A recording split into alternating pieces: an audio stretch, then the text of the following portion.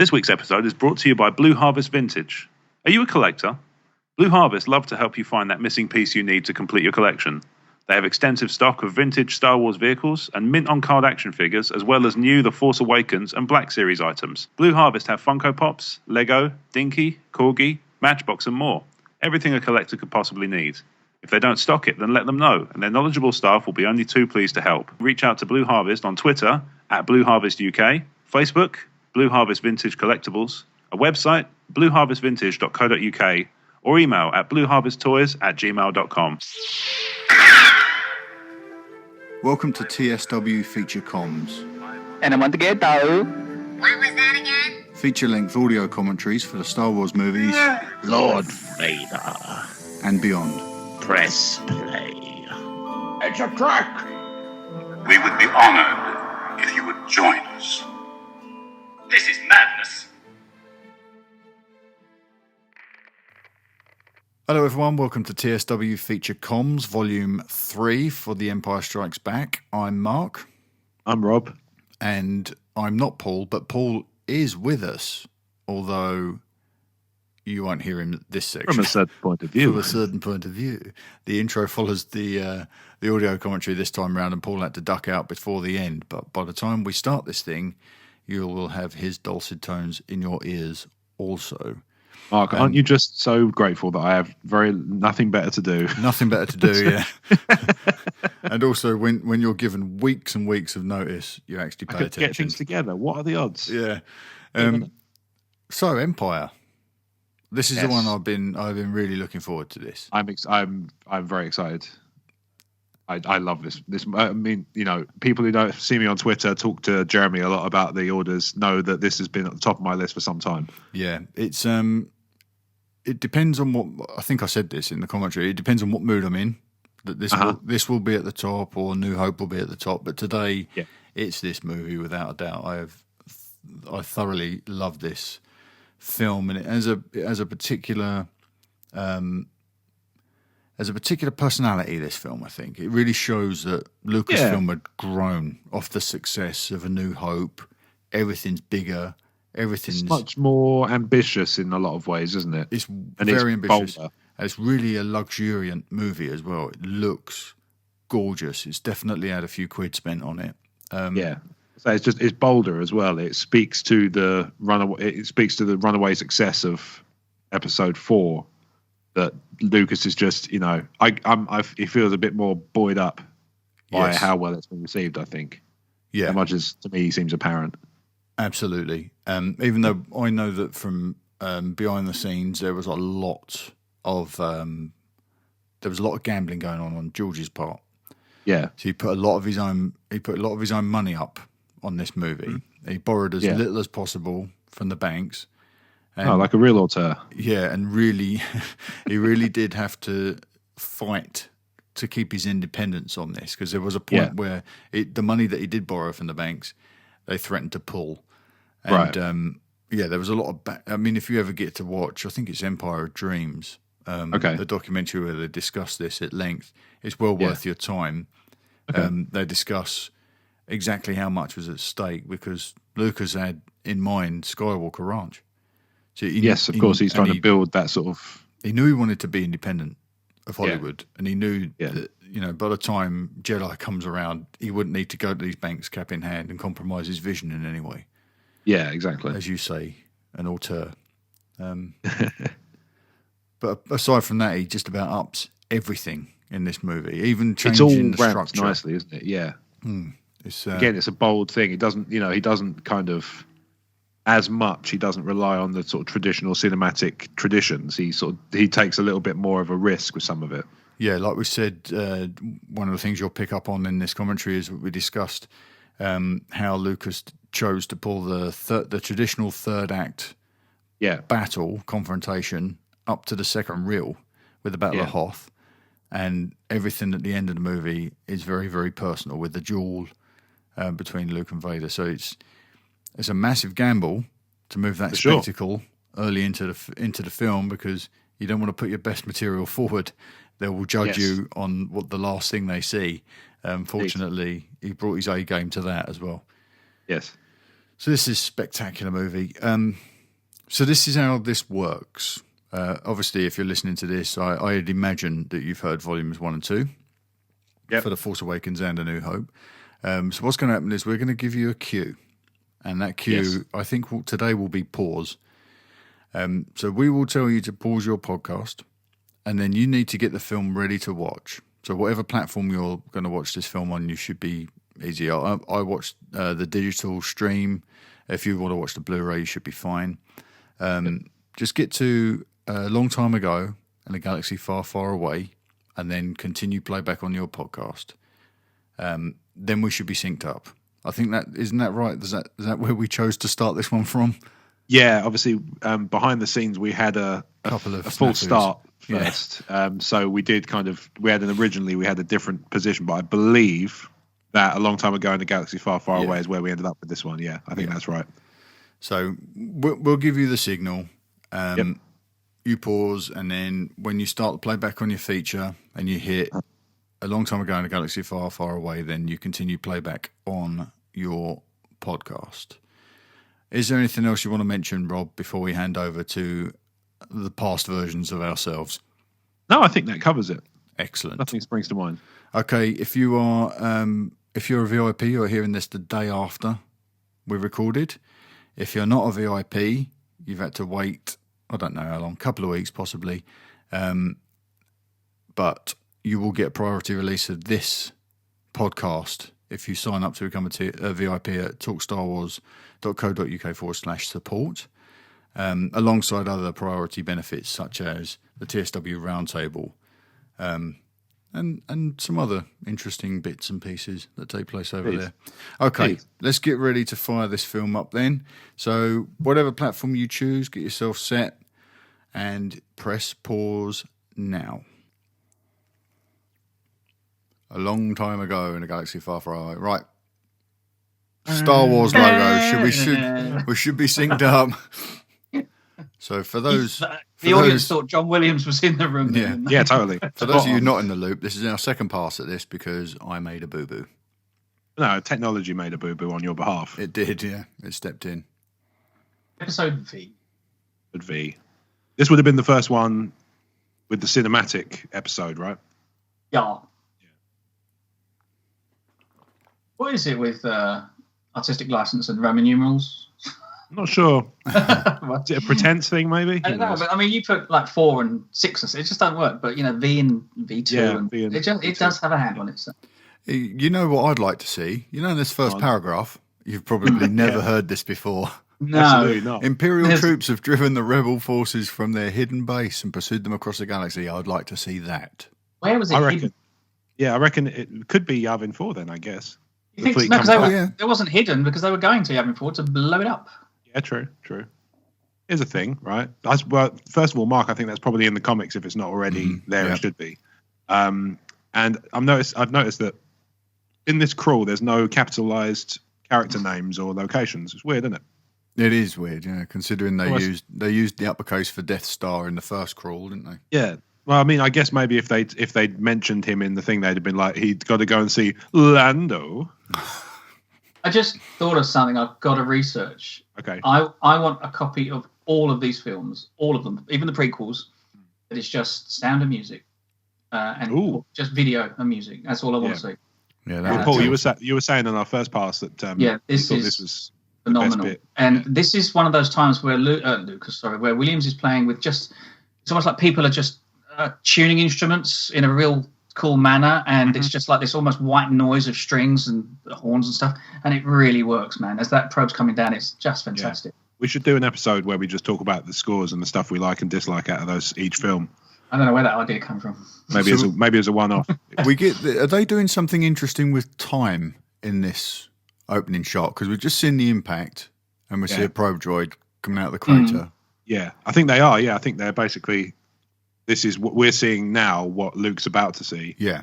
So now we've jumped back. I've never even considered that. So it's like we've jumped back in time, isn't it? Now Luke's. Because otherwise there'd be more than one to find on Hoth, wouldn't there? Yes. I don't imagine they send it to. No, I would imagine they'll get very specific destination. No. That is a meteorite hitting the ground. One was a probe, one was a meteorite. That's two impacts. Oh, that's possible. Yeah. Okay. Yeah. No, that one had a glowing. Because Han does say with all the meteorite activity in this system, or someone says it was two impacts, but only one's the probe. Maybe. Yeah. I mean, it's equally. I think both are equally possible, really. I've never heard anyone comment on his uniform. Really good uniform. What do you think, Paul? I'd wear that to work. Seriously, I'd pay to see that. Yeah, just to indicate that Paul actually did shout it out just a second ago. Are you talking about the Tauntaun's uniform? Yeah.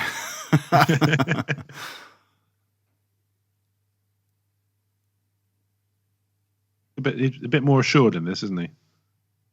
Yeah. Here's the thing, right? So this is what we're about to see the Wampa just. Oh yeah, bam. It seems like Han would have seen that. Like it seems like it's too close. They seem quite close together when he communicated with him. Oh, I see. Right, yeah. It seems weird that the Wampa managed to get past, get up close to Luke without Han even so much as glimpsing it. The Wampa certainly chose his moment, didn't he? When the call had ended. Yeah, exactly. See what you mean. I want to work this hangar. It's awesome, isn't it? It's just like like you've got the Falcon, you've got snow speeders on the side. Yeah. And it's like the Masashi Temple on Yavin, but it's very, very cold looking. Like very condensed as well. I imagine there's not as much freedom to move around and room to work in. Lots of familiar droids as well. An orange R2. I did an instinctive look for the ghost, but obviously I'm not going to see it. No. Well, you don't know, do you? I mean, that might have been something that they'd lifted out of another. That would be a real find. That's possible, yeah. Oh, there's Carrie. Carrie Fisher. Oh, she's so beautiful. For my money, this is the most beautiful version of her in the trilogy. It really is just gorgeous. Yeah, I don't know what it was. All those youngsters had a big crush on the whole Carrie with the bikini kind of. And, I mean, I can understand and the bikini thing. You know, it was like it was in extreme weather. She had to be dressed in extreme weather conditions. Yeah. She only had two wardrobes. General Recon. One for snow, one for sand. Interesting. But next to Han's head, there's one switch. What does it do? Yeah, it's the whole. That's the power supply for the entire console. The entire base. General's a good role. You get loads of Strepsils. It's the huge trick. It's a Purina logo. Remember? Oh yes.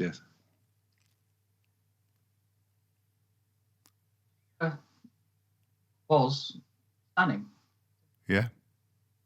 Yeah, we should point out that we're recording this in February 2017, just in case anyone's picking this up later. And obviously, we've not long lost Carrie. So this is the first time I've seen this since we lost her, actually. Actually, yes, it probably is for me. It's one of those things. That's a throwaway line about Ordnance.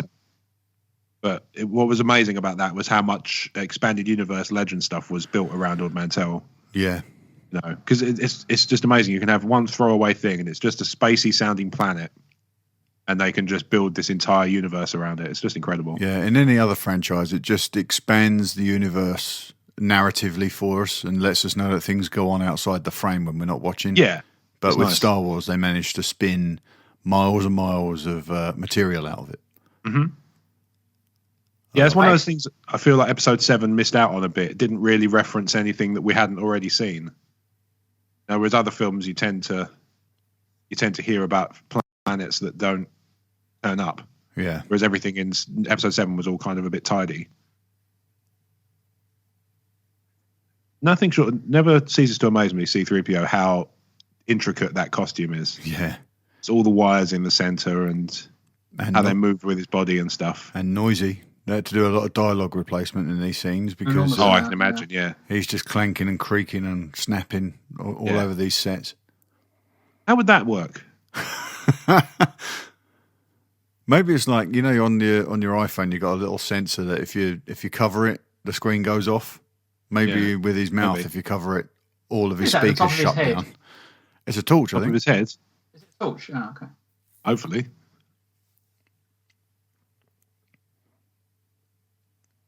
So this is all referencing the deleted scene, the Wampa attack on the base. Yes. Which is the only holdover apart from this scene is the line, it's not more of those creatures or something that they say later on. Yeah. There's also a deleted scene where C-3PO rips a sticker off the door, isn't there? Yeah, That's they go the wrong way, don't they? So they've obviously trapped that somewhere. Yeah. I think it's more than one. I think there's a number of them. You and hell. They'll have their beliefs. HE double hockey sticks. Like the edit from Norway. Yeah. This is great, this scene. Very important piece of the... So is this the first use of telekinesis in Star Wars? There wasn't anything in A New Hope, was there? There's a tiny bit of Obi-Wan. He hits a wall in the distance, doesn't he? Makes a noise. Yeah, makes a noise. Yeah. So he's obviously doing something off in the distance, but I think this is the first one of where it's force pull, as they say. Yeah. Obviously, in the original trilogy, I don't know if the prequels almost certainly have some. Why is he upside down? I guess it's his way of handcuffing him, isn't it? Yeah. Why do they? It's like an abattoir, isn't it? But how did you get him upside down? How did it thaw out enough for him to put his feet in, put him in, hold him there for an hour? Hot breath, maybe. Yeah, I'm sure I've read somewhere in expanded material that he breathes on the ceiling and melts a little patch. Someone's got a solution to this.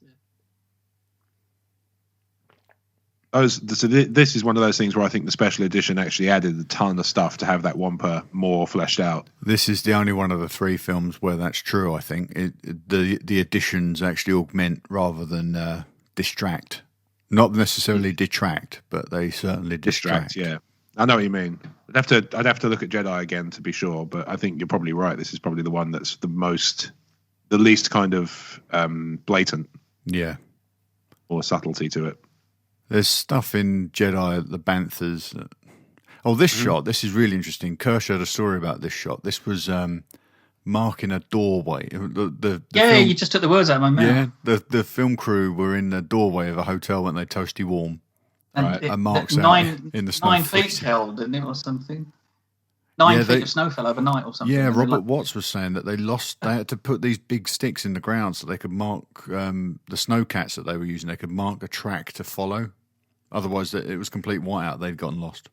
The camera was in the door stroke, the porch stroke hallway of the hotel they were in. Yeah. Poor old Mark. He suffered for his art. Been through the ringer for it, hasn't he? I think he'll be all right. Don't worry. I think he'll be okay. Yeah. R2 there, desperate to get the football scores. I see him one day on a desert island somewhere. That R2 with the sensor reminds me of trying to get a signal with my phone at work.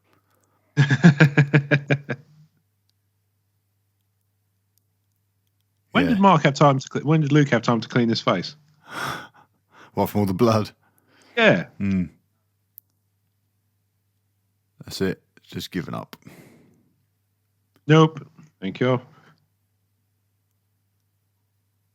So a lot of these backgrounds are matte paintings, oil paintings on glass. Like glass cycloramas. Johnson, was it the other guy's name? I can't remember his name who did them.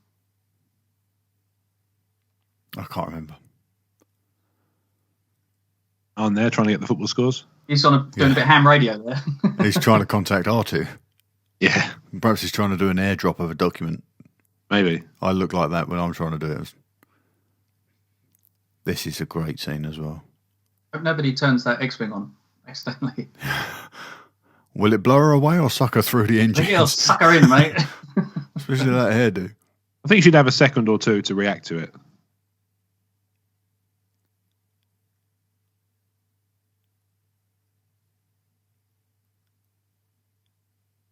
So I think they've successfully illustrated the gravity of this situation here and what's at risk. I think I was watching Barry Norman, and this was one of the clips they did.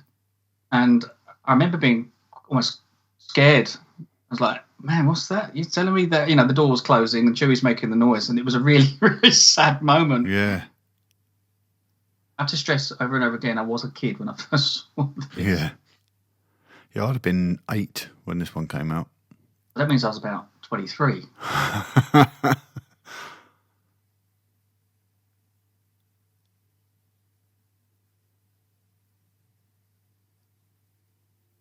So this is it. I've become more powerful than you could possibly imagine, and this is it.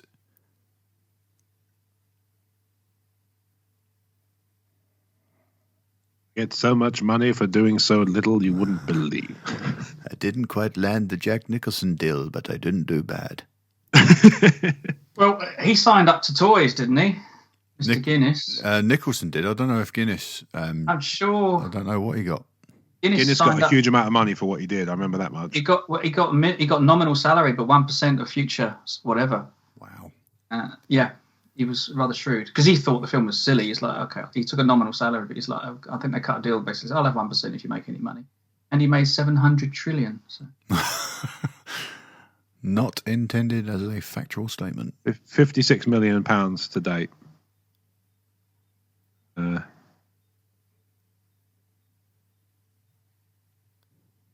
So answer me this. Tauntauns are native animals to this planet. Right. Probably. Probably. And the guy is just wearing a thick coat. Yep. How did the Tauntaun cop it and the guy's fine? Well, we don't know how long he's been riding the Tauntaun Yeah, either. So there might be a combination of exhaustion and sort of exposure to the elements. It's also worth keeping in mind that this is the night time on Hoth, whereas the Tauntauns might be only suited to going out during the day. As they said, your Tauntaun will freeze before you reach the first marker. So obviously they're not used to going out at that time of, at that time of night. And then, there we go, the Revenant thing. Spoilers for the Revenant. Yeah. You've had ages. I remember getting this Kenner toy, the Tauntaun. Yeah. And then shortly after they brought out the one with the open belly. Mm-hmm. Oh, really? I didn't know that. Oh, that's awesome. You've never seen the open belly one? No. Oh, wow. Yeah, it's cool. You should look that up, mate. Paul leaves and goes to Google. Very silly fact that's always stuck with me with this is anybody that ever watched Absolutely Fabulous on British TV. This is Safi's dad. Ah. Okay. This is Eddie's ex-husband. Is it Eddie or what's his name? I remember his bloody but that's Safi's actor name. Have you ever noticed that on their belts, their restraining belts in the cockpit, they've got bubble wrap just glued on? Really? Yeah. Because they're in them all day getting shaken about by the crew and. Yeah. Oh, I see it. Yeah. Oh, that was just a decoration. Yeah. I thought it was some safety feature. There's they've done a lot of work on this special edition to increase the opacity of the cockpits. Yeah, there literally is just bubble wrap. You can see it really clearly there, can't you? Yeah, it's appalling, isn't it? Yeah. Once you know these things are there. Ruined for you forever. Yeah, I'm sorry if I've just ruined some things. The entire saga. So these craft, they weren't developed for Hoth, whether they're air speeders. They had to be adapted to work on Hoth. And there was just basically a low flying reconnaissance craft. Yeah, or fighter. But those cannons on the front of them, I would imagine they're a sort of in-atmosphere fighter. They're not designed to. I don't think they're designed to be heavy duty. No.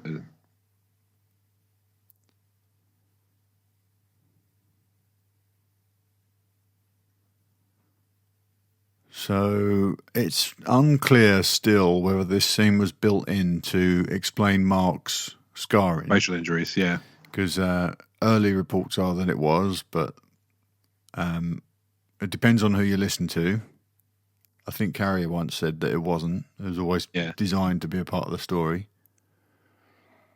There you go, General Recon. What it was.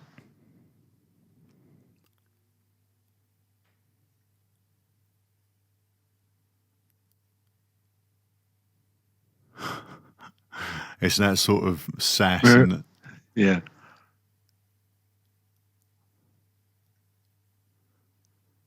So this exchange in the South Passage, was that what we saw? The one about the one squabble. about Mantell. Yeah.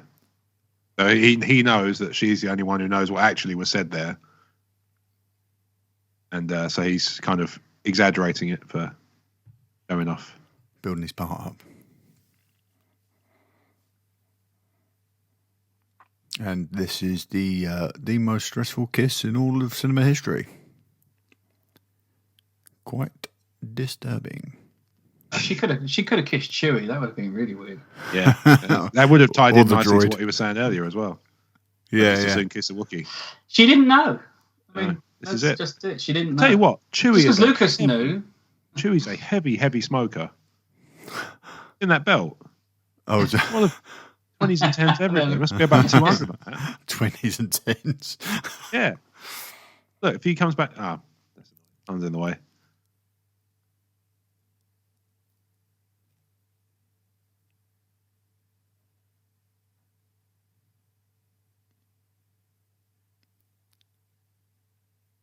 Yeah. Okay, get ready to bug out. I love the way he's like, I'm fluent in 6 million languages. Never heard it. Yeah. Pretty useful, mate. But Well done. not that one. Yeah, it's not that one. There's another Has he girl. just learned 6 million that are used by the Alliance? Seems like he's limited his options a bit. Yeah, I think I heard the guys on Tumbling Saber saying that it's now 7 million forms of communication since in the downtime between Jedi and TFA. Yeah. Yeah. Well, didn't we talk about this recently on the main show that I thought that was Chewie that took that shot? As Han was, Yeah. Chewie was the bait. Yeah, Chewie's just playing peekaboo. Really. Yeah. Pikachu. There's another girl. Pikachu. Oh. Find out her name. It's got to be somewhere. It might not be. Well, I don't know if they're credited. There's a big pile of actors on IMDb that aren't credited. Now, this was a great reveal, wasn't it? Yeah, it's wonderful. So we're about to see the Executor. This was like, you take the mic. Yeah. What on earth could be doing that? And Gareth pulled it off again for Rogue One, didn't he? With the Star Destroyers disappearing into shadow. Yeah. That shot's just... It's amazing, isn't it? I like the engines on them. It was like 5 volcanoes sticking Yeah, on he the looks back like of the volcanic. thing. My bomber's out doing reconnaissance. It's interesting. And by which I mean tedious. Yeah. So most of this shot is matte painting as well. They only built the one window and one half of that pit on the Death Star, and the rest of it was all put in post. Yeah, why build the whole set when you can put it on a piece of paper? Well, a matte. So You get a sort of glimpse into this particular scene of why Ozzel is on his last chance. Yeah. He just really doesn't see the bigger picture. No. It's arrogance with the Empire. When they drop the ball, it's just them being arrogant.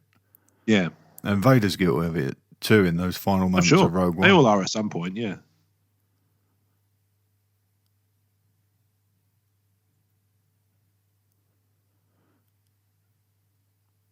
Now, I know for a fact that the Vader costume in this movie is different, but I can never quite pick out what's different about it. I think Ralph McQuarrie wanders past in this shot. There he is there. The wonderful Ralph McQuarrie.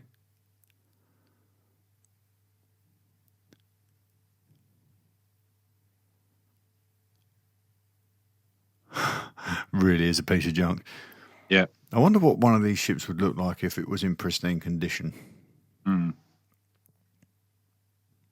21B. Yeah. Pops up again later. Looks like he's got a Shaw microphone strapped to his face. Yeah. Those old style. He's casting later. That's it, yeah. The 21B cast.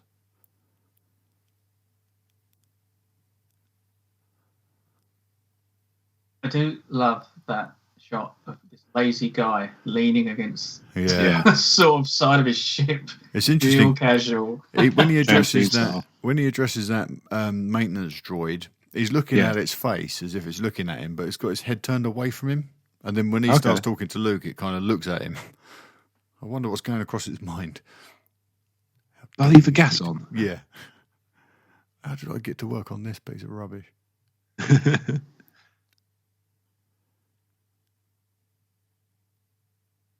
Oh, look at that, man. More volcanoes. Yeah. Yep. I say, how do you make it more intense than pure bright white? Because the answer is make it look like lava. I love this chamber. I don't think it's an accident that first impressions almost on the blinker. That looks like a skull. Oh, sure. Absolutely. Yeah. Yeah. It's very, very predatory.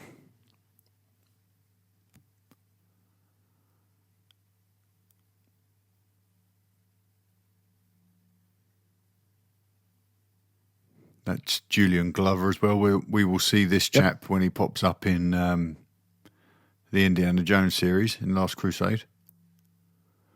He chose poorly. Yeah, okay, look, he's now he's just sitting there with his arms by his sides on the arm of the chair. Yeah. And he's not making any kind of choke motion here. No. He might be doing it with his hands out of shot. Because obviously with Rogue One you didn't see his fingers until the last minute because he was making a point. Plus, if he's in his meditation chamber, he's probably just had a forced power nap. Yeah, there is that chamber. There is in one of the expanded stories, I think it was Shadows of the Empire, that he would go into that chamber and try and heal his wounds with the Force.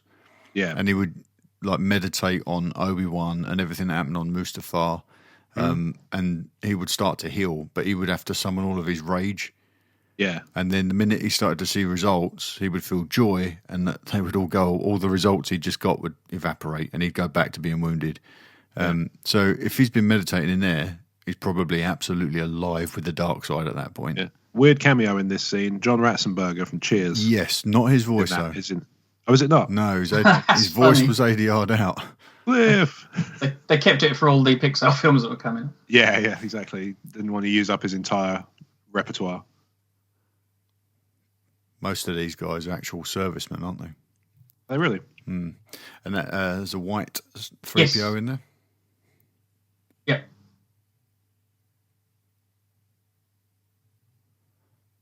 There must be a custom action figure of that somewhere. Someone's just dipped it in. Tipex or something. Yeah.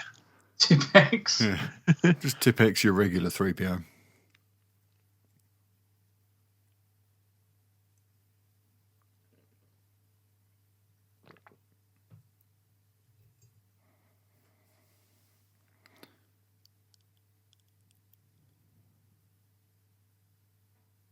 This was voted like the third greatest movie battle of all time or something. What, the Hoth battle? It's great, isn't it? Amazing battle. I mean, they talk about something like Zulu was the first. For obvious reasons. But this was like number 3 or something. Yeah. But I mean, let's be honest, you've got guys on foot, you've got these snow speeders running around, and then you've got these 3,000-foot mechanical elephants coming towards you. It's great. I love the way they have to zoom back. Yeah, it's just pull right back just to sort of see what's happening. Oh boy.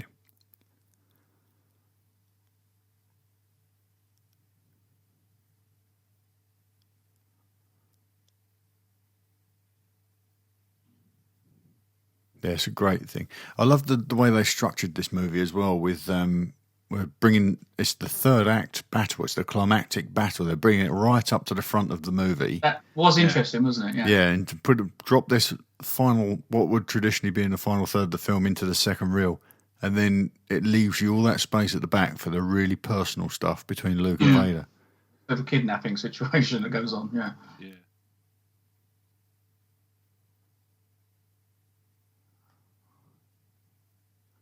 The guys at Bad Lip Reading really do a good job of this scene.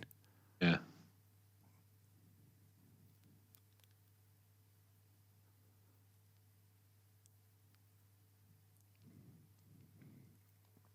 Again, more oil paintings there. Those cycloramas and micro, I can't think what they call them now. These little micro beads, these little glass beads that they use for the snow. Because of the way they play with the light. And there's a little hatch in the floor, and Phil Tippett would pop up, do his animation, and then disappear again. Oh, yeah, I've seen that. It's very cool. Oh, more bubble wrap. Yep. Probably the same set. Could be, yeah. So I wonder if Rogue Group took their name from Rogue One. Has that been retconned? I believe that's the intention, yeah, because obviously they're important. They sort of disobeyed, but they're kind of mavericks, but they're important in the grander story. I think Rogue Squadron is probably named after them. Yeah. If it hasn't been formally announced, I'm sure it's implied.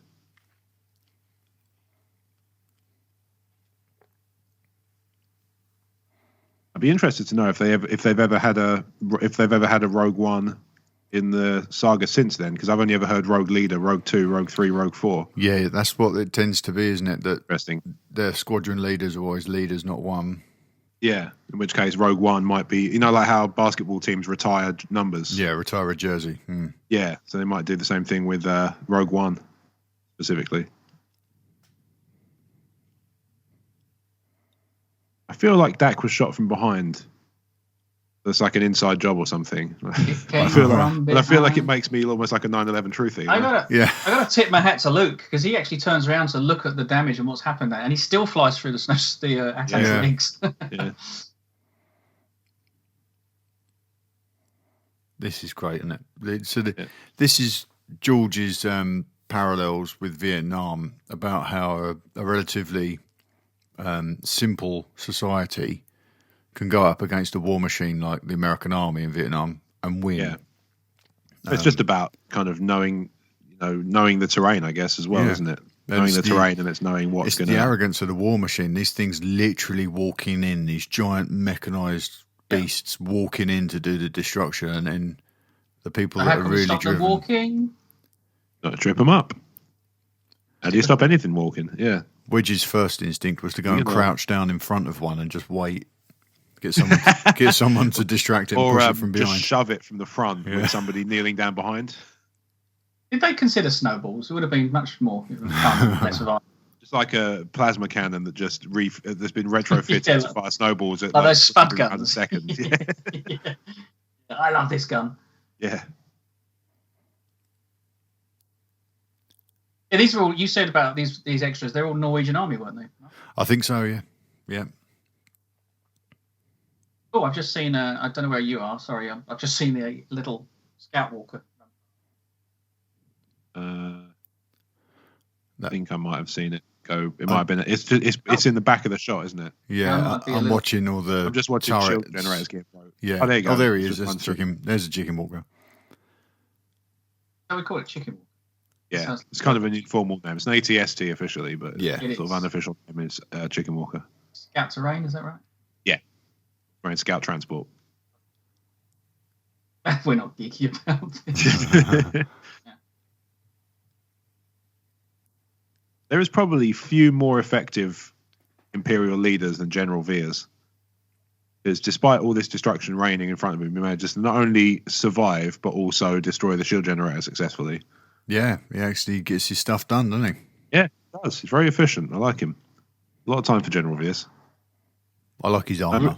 I seem to recall that Rogue 2, I don't know whether it's been retconned in official canon, but I seem to recall in the legend he was like the son or he was related to General Veers. Okay. I'm not sure if that's true or not. I might be wrong. Obviously, fans can feel free to correct me. They usually do. Oh, I just saw what appeared to be can't leave without his Lego gun. Just seen what appeared to be a dead white 3PO. Yeah. Oh, the droid that I like so much. He's gone. He's been turned off. Oh yeah, there he is. Oh, you're way ahead of us again, Paul. I might have to apologize because I'm on a silly stream. So. Sorry, spoilers. Because he's Paul's on the spoiler stream. Yeah. Usually streams are still running real time though. I love this. This whole thing is Han's so desperate. He's desperate to get her out, desperate to save her life, and she just couldn't be thinking about anything else. Anything less. Sorry. Machine. She's so committed to get everybody else out, get everyone else clear. I love the way these things move. Yeah, it's just so ominous, isn't it? Yeah, and I think what Gareth did in Rogue One, he really paid attention to this and found a way to just make them feel even more intimidating. Yeah, just having that slow, like, is it my turn now? Yeah. This is great. Have you seen the robot chicken scene? Yes. He throws a grenade up into the toilet. Yeah. There's a stormtrooper sitting on a toilet and the grenade comes up. That's brilliant. You see all the snow come off of that thing when it starts to explode inside. You know what I actually do like? When the lights flash just before it explodes, the guts on the back end of that are really cool. Yeah. That's amazing. All with miniatures. Great stuff. How many did they drop? 2 lots of 3? I'm not sure. There seemed to be quite a few before we got that zoom in on the macro binoculars. There seemed to be a few more, maybe 5. Must be said, the uniform those attack drivers are wearing is so cool. They seem to have destroyed 2 or 3. Yeah. There's at least 2 left still, because you just saw Veers and 1 flanking him. So Veers had the idea to hang back then. Oh, there's the door that 3PO takes a sign off of. Yeah, so that's where that scene would have gone, slotted straight in. Sporting Orabesh. Yep. I wonder if that's a special edition. There's Wampa, contents Wampa. Yeah. Contents scary. Oh, yeah, so organised. Contents Wampa ×1.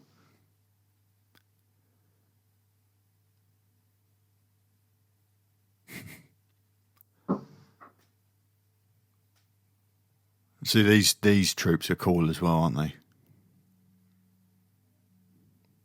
Always like the little skirts that they wore. Yes.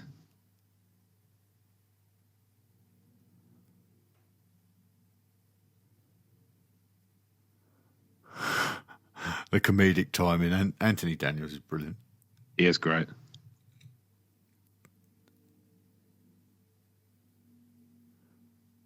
He did well to get that parked in there, didn't he? He must have a reverse park I'm just camera. saying, I mean, there must have been a Harrier takeoff situation going on there. Yeah.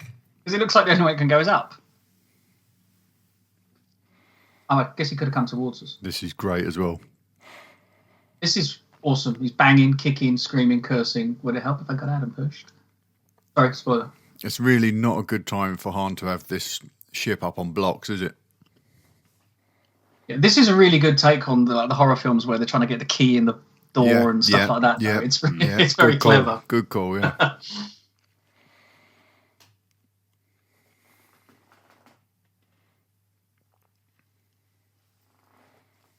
Always got something up his sleeve. I wonder if that's one of the special modifications. Did somebody sit back and say, right, in this film, Vader's always going to see him just going around the corner? Yeah. Because it happens about 4 times, right? They're just going around the corner.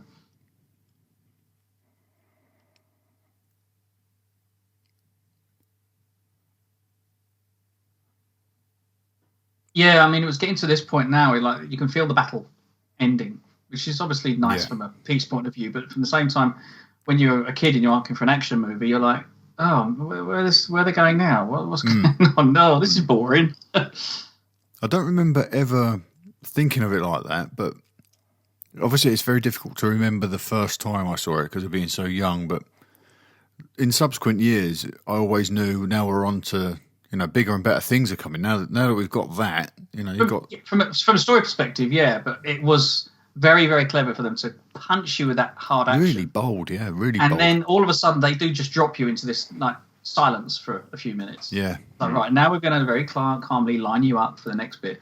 And then all of a sudden, you're like, well, you're going to see in a second. All of a sudden, you're like, oh, hang on a minute.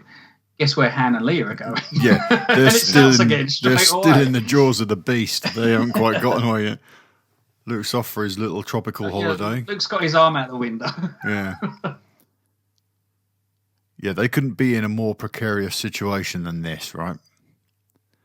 And this I love. I love the way they cut between the performance in the cockpit and what that model's doing. Yeah.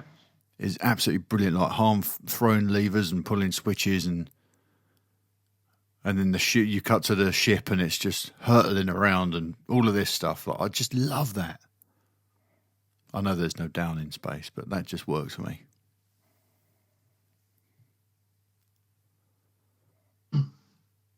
Well, apparently, yeah, but he's not going down. It's just perspective, isn't it? Mm-hmm.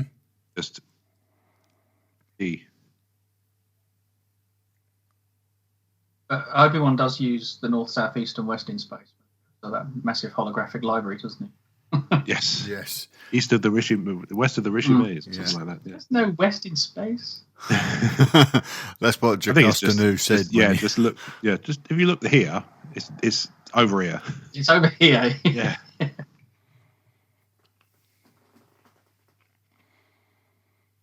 Unless there is a space north in Star Wars universe, who knows? Yeah, could be. It's like a bit. You see the galactic map. There's a big N.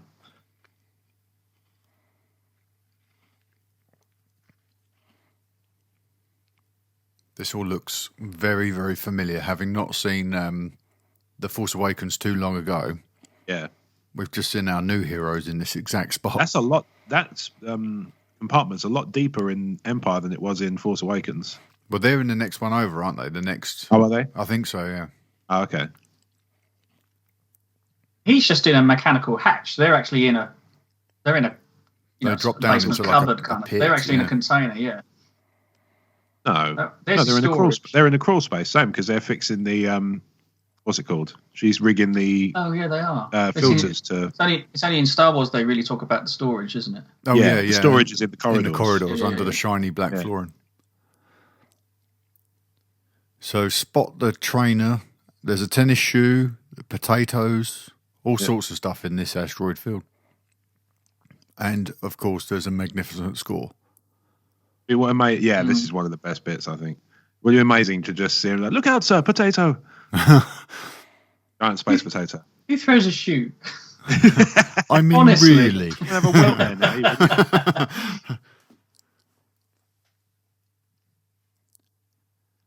Right, I'm going to jump ahead. I want to know what was the name of the beast. Beast. What was it called? Horatio. Oh, the space worm. Yeah. Yeah, I don't know actually. I can't think. I don't know if this actually exists or if it's just on my my list of things I wish they would make in terms of merchandise. But I want an asteroid slug oven mitt, please. Somebody make that happen. Oh, that's awesome.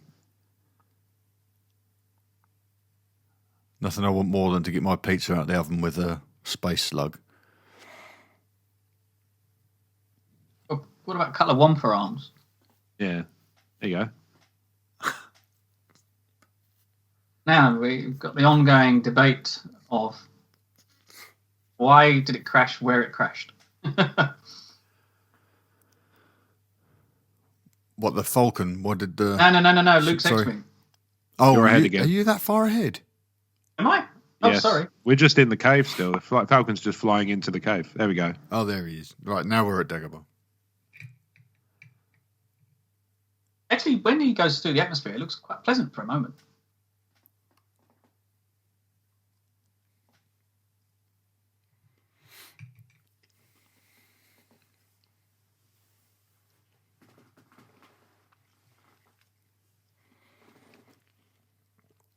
That's interesting. I've just read the subtitles on this film for the first time.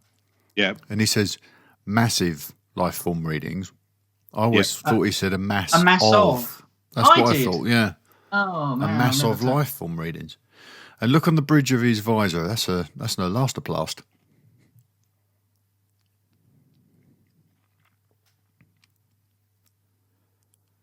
They built this enormous sort of spinning pendulum with this a small X-wing cockpit on it, and they dropped it from one end, and this massive pendulum basically swinging between these two sort of boards, if you like. It's really hard for me to demonstrate this blind, but they stuck all sorts of twigs and things, and all they did was drop it from one end, this pendulum, it swings through, so this little cockpit goes through all the reeds and things and swings up the other end, and then they just loop the shot, and that's how they did that whole all the leaves and twigs and crap hitting the windows. That's brilliant. Very simple. It's just a pendulum in between these two massive bits of wood that have got lots of twigs and stuff glued to them. That is genius. Oh, Arthur, you are a dickhead.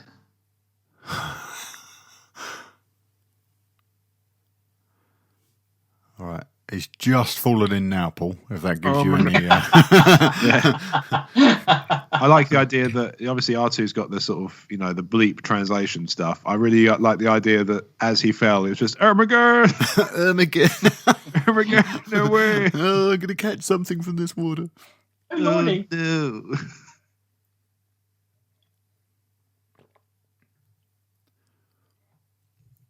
There's actually a few revisions to the ADR in this scene. There's a scene coming up where Mark's mouth doesn't move, but Luke has dialogue. And they've tried to alter the contrast around his mouth to make it look as if his mouth's moving, but there ain't nothing. I'll point it out in a minute. Ain't nothing. There ain't nothing, I'm telling you. Blood. Yeah.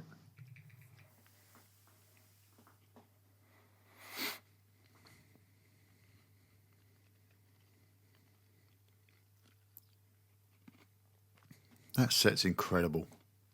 Brilliant. Seriously, awesome. They built it. They bagged it. They flooded it. Yeah. And they just used loads and loads of smoke machines on an hourly basis. Then they bridged the whole thing because they kept the same set on the other half of the set so that Frank Oz could go underneath it.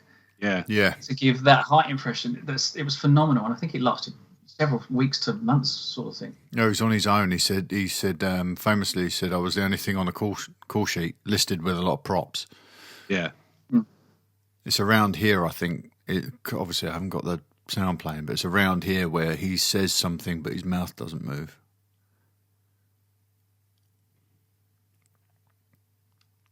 Or maybe it's when Yoda first turns up in their camp. It might be there, actually. Maybe, yeah. Paul might be there so he can tell us. Yeah. Paul, you watching Jedi yet? I'm watching episode 8, mate. Any good? Should we bother? It's terrible. Oh. Steve will be pleased. And dies. Now, this really did open a few eyes, didn't it? Yeah. That's confirmation that wasn't a robot. The bloke inside, yeah. Hell of a headache. What do you want? He's got that slump of like, I have the worst headache. I could not be less interested in hearing your drama. And behind him, there's a pizza on that console behind him. He was just about to chow down. When he has the doorbell go, for God's sake. It's going to go cold. I couldn't give a Sith what you've got to tell me. I want to eat my pizza.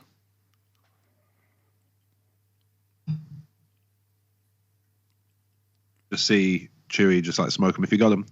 Yeah. He obviously has. He's all right. This cockpit as well is much better than the one in the New Hope. There's so much more going on. It's lit in a much more effective way. Yeah. And those strip lights, you know the white strip lights you can just see there? They didn't line up in A New Hope. So obviously Han's done some remodelling because now they're perpendicular to each other. Look, what can I tell you? It's Mark. Gigantic nerd. So you're quite a fan then. Yeah, I'm an idiot. Here's a weird thing, right? She's General Organa, right? Mm-hmm. Or is she General yet? Watch Harrison Ford mouth along. He mouths along her dialogue. As she's saying it, as he's trying to follow along. Sorry, mate. What was you saying about her being? I'm saying she's a general in this, right? Yes. Yeah. So why is her badge different to Rikon's? She's got a really big because she's a lady and there's no equality. Gender thing, yeah. Obviously, think the equality works the other way in this. Yeah. She gets a bigger, more elaborate badge because she's a woman, and because she's a royal. Benevolent sexism, still sexism, Mark. Or should I say, Rebel Alliance? Just into the X-Wing's cockpit hatch goes down automatically when surely it's got no power. Yeah.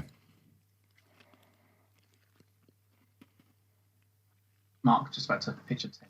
Is this one of those, basically, this is like the early precursor to one of those charging bricks with a torch on it? Yeah. Those external power supply batteries. One that weighs 97 kilos, you mean? Yeah. Well, they used to anyway. This is 80s tech, I guess. I'm pretty sure that that scene of Mark talking there was the scene I was referencing. Okay. Where they just altered the contrast in his mouth. Yeah. Bit of pepperami there. Lovely. Yeah. Or a samosa, perhaps.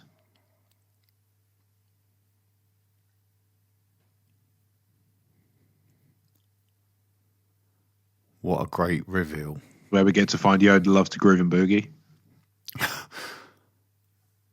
Was it the seagulls, was it? Yeah. There's a bit that's taken from this exchange. That bit there. Yeah. Into groove and boogie. There was a weird, beautiful romance about him being an object on the set alien. Rather than this tiny little Einstein-esque green goblin, but a model on puppet on the set. I thought it was just way better. I'm sorry, but no other version compares for me. It is wonderful, this puppet. I've suggested this before. I can't believe nobody's done this yet, but why not just make a puppet that has all the reference dots on it? You don't even have to have any detail.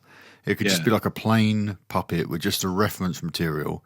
Then you have a puppeteer animate it on set, and then the CGI work is all done following the track marks. Yeah. Then the keyframe animation will surely be a lot less than would go into starting from zero with nothing. Just chucked away Luke's Game Boy. Yeah. I'm a Sega guy. Still prefer the puppet. Yeah, this puppet and the one in Jedi. But by the time they got to the Phantom Menace, Phantom Menace's puppet was awful. Very wide of the mark with that one. Yeah. Like a war. Look at the scale of that torch as well, because when they show Yoda wandering through the swamp in a minute, Paul, you're probably there now. The torch is way bigger, and way brighter. I've just seen a tug of war between R2 and Yoda. Yeah, that's what we're watching now. We're just watching that, yeah. And now get your ship out.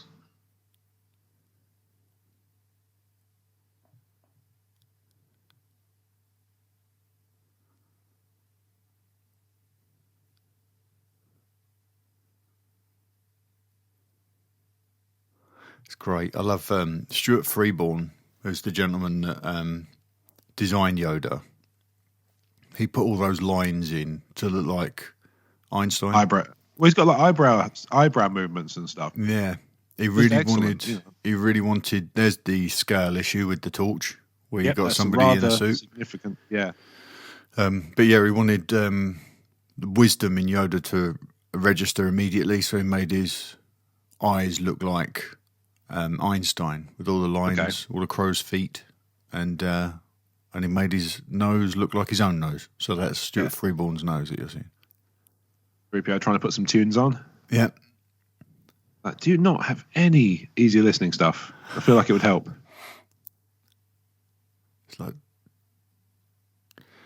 what is this? What is the deal? Is it like Siri or Alexa that they've got on board the Falcon?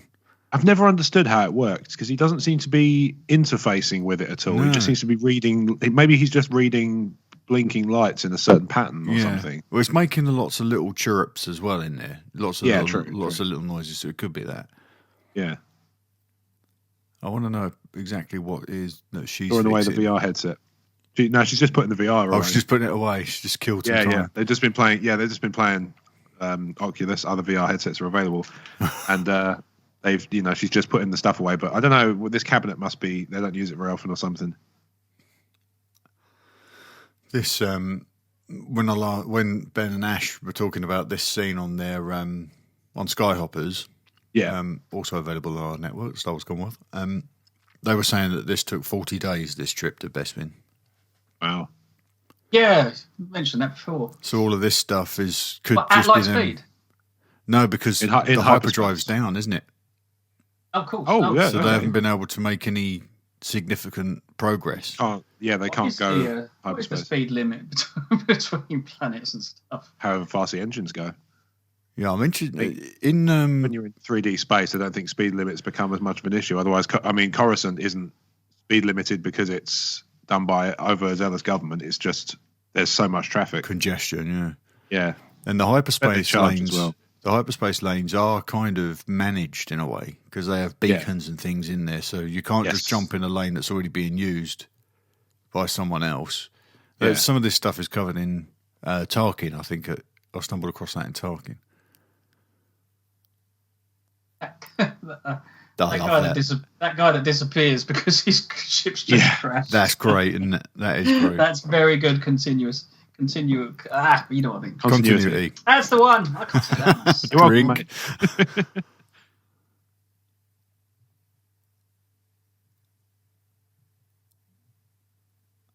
Interesting that Vader had the executor pimped out with grey floors instead of black. Usually the Empire have shiny black floors, don't they, in all their kit? Oh, this is my favourite scene of the entire saga. Really? Oh, yeah, this is my favourite moment. I absolutely love it. I can't believe... I mean, I went to see, obviously, TFA, and we're looking at Snoke. Mm-hmm. And I'm thinking, God, he's big. Forgetting I'd seen that large hologram before. Yeah.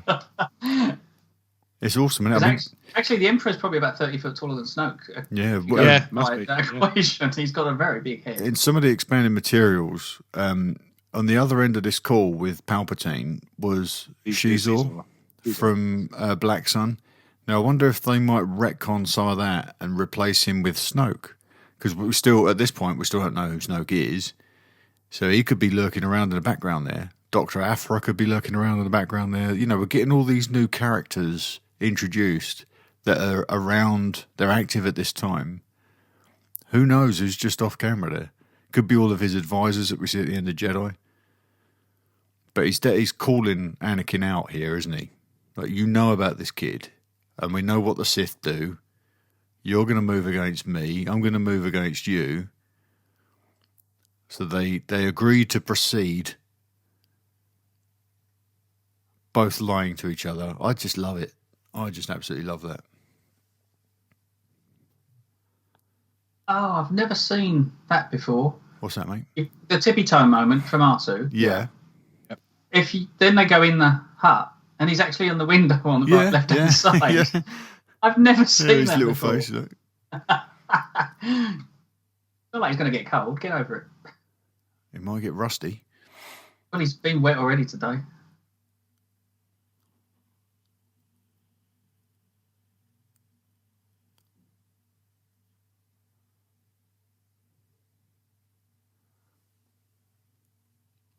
So I wonder where Yoda got all this paraphernalia, all the pots and pans. Did he take it with him in that little ship that we saw him in the deleted scenes? We see him land on Dagobah. Oh, I don't know. Yeah, that's a good question. Maybe maybe they've got like a space Amazon or something. Yeah, he's got a fake name, obviously. Yeah, Yaddle. Probably charging Yaddle's credit card as well.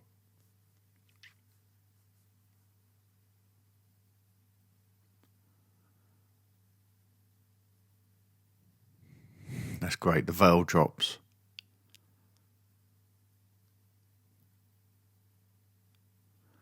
So it's very interesting that they both hear Obi-Wan at the same time there. So it's clearly not just in his head. No. Or when you one-to-one with these people, it's not just in your head. Although, having said that, Luke's kind of reacting to what Yoda's saying rather than... He can hear Ben. You see him look up. Ben's doing that, though, isn't he? Ben is choosing who hears him, surely. Yeah, I think it's more. Didn't we talk about how we think it's, the Jedi has to be capable of doing the keeping their life force in the in the sort of beyond. Yeah. But then also the person has to be trained to hear what they're saying. Yes, I think so. Yeah. They could presumably they could talk to anybody strong enough, but they have to in terms of communing with them they have to train. Well, Luke hears Obi-Wan on the Death Star. And on Hoth. And in the X-Wing and then on Hoth. Yeah. And by the time they're on the Death Star, they haven't really had much time to train him to do much of anything. No. There's been a little bit on the Falcon. I don't know whether he did 101 to Force use. Yeah. Yeah. I think for me, this is, Obi-Wan has to be strong enough to talk to him and learn that it can be done. But I think Luke can't communicate with him at this point because he's not strong enough. But he's just like he's yelling into the air. So you don't think Obi-Wan hears him?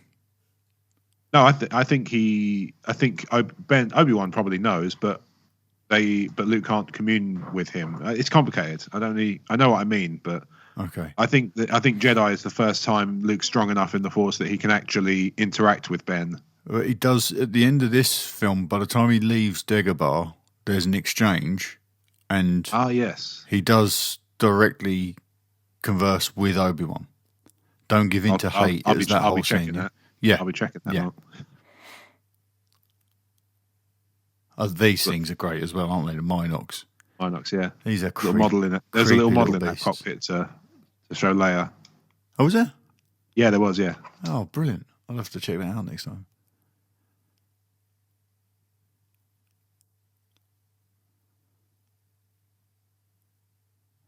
It's great.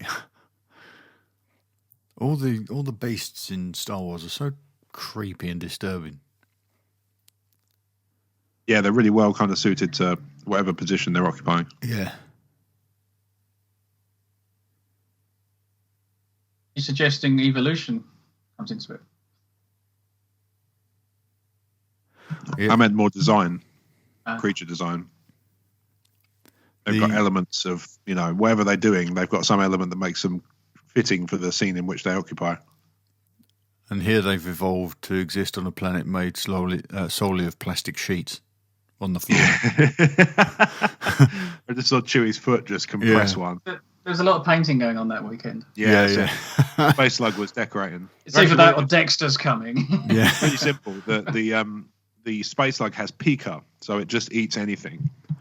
And it's actually just swallowed a load of plastic sheets. Yeah. And bubble wrap off of safety harnesses as well. Yeah. If you listen really closely, you can just about hear it pop every now and then. These little masks at the Kenner range of toys had a little accessories pack that you could buy that had these. It indeed. Yeah, you could strap them onto and they also had little Rebel backpacks so you could put on your Rebel soldiers. Jeremy and Mark at Blue Harvest would know more about that, I'm sure.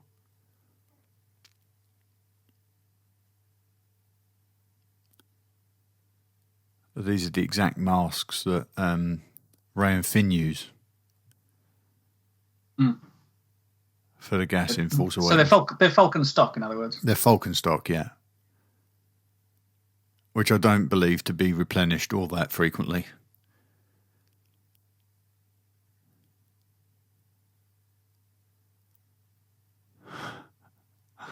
More banter. These two are great. What chemistry. Have either of you read Carrie's book, The Princess Diarist? No, I haven't, no. No, but I think I want to now. You should. I mean, that sounds terrible, actually. I can't rewind that one, but I didn't know enough about the whole, everything she did and so on. We got a little gist of things when we went to, obviously, Celebration. We actually saw her and so on. But from that point, I actually had a completely different regard for the lady, to be honest. Yeah. Well, she attributes a lot of the chemistry between Leia and Han in this, even though she does it very casually, to the real life sort of romance that they had on the set of A New Hope. But she was very, very, very won over by him, wasn't she? Swept off her feet, yeah. But he didn't reciprocate. Yeah, I don't. She is very fair in her book with her take on it. And I don't think she really got what she wanted from that dalliance. But I don't think he treated her poorly in any way. Oh, no, not at all. It's like, look, it is what it is. Many people deal with similar situations. I had one of these backpacks. It was a blue backpack with a little green Yoda hanging out of it. That's right. I remember that.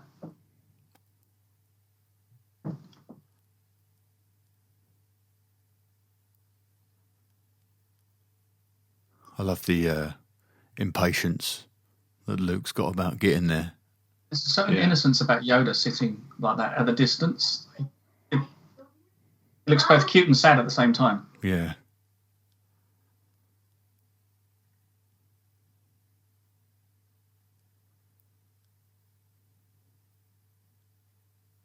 And then they zoom in, you see this old man again.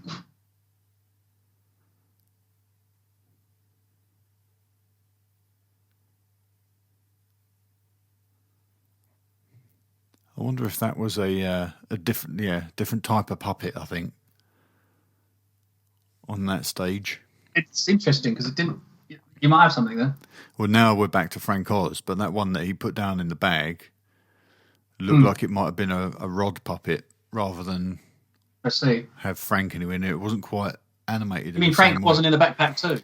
Yeah, I don't think. No, I think they tried to make a bigger backpack, but the scale got a little bit out of control. Mark really bulked up for that. Yeah, every time they put the backpack on him, they just both fell over. This is great. I still haven't quite gotten to the bottom of all this.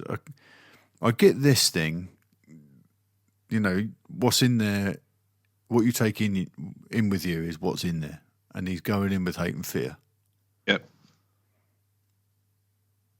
Nick. So, has the tree always been there?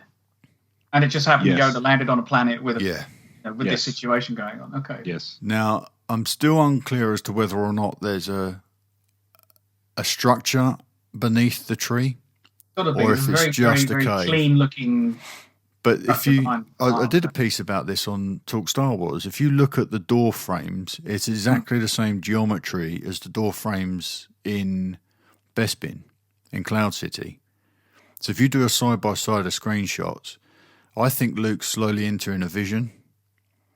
So he's in a tree cave, but then these lines start to appear to him like he's about to walk through a straight-edged door.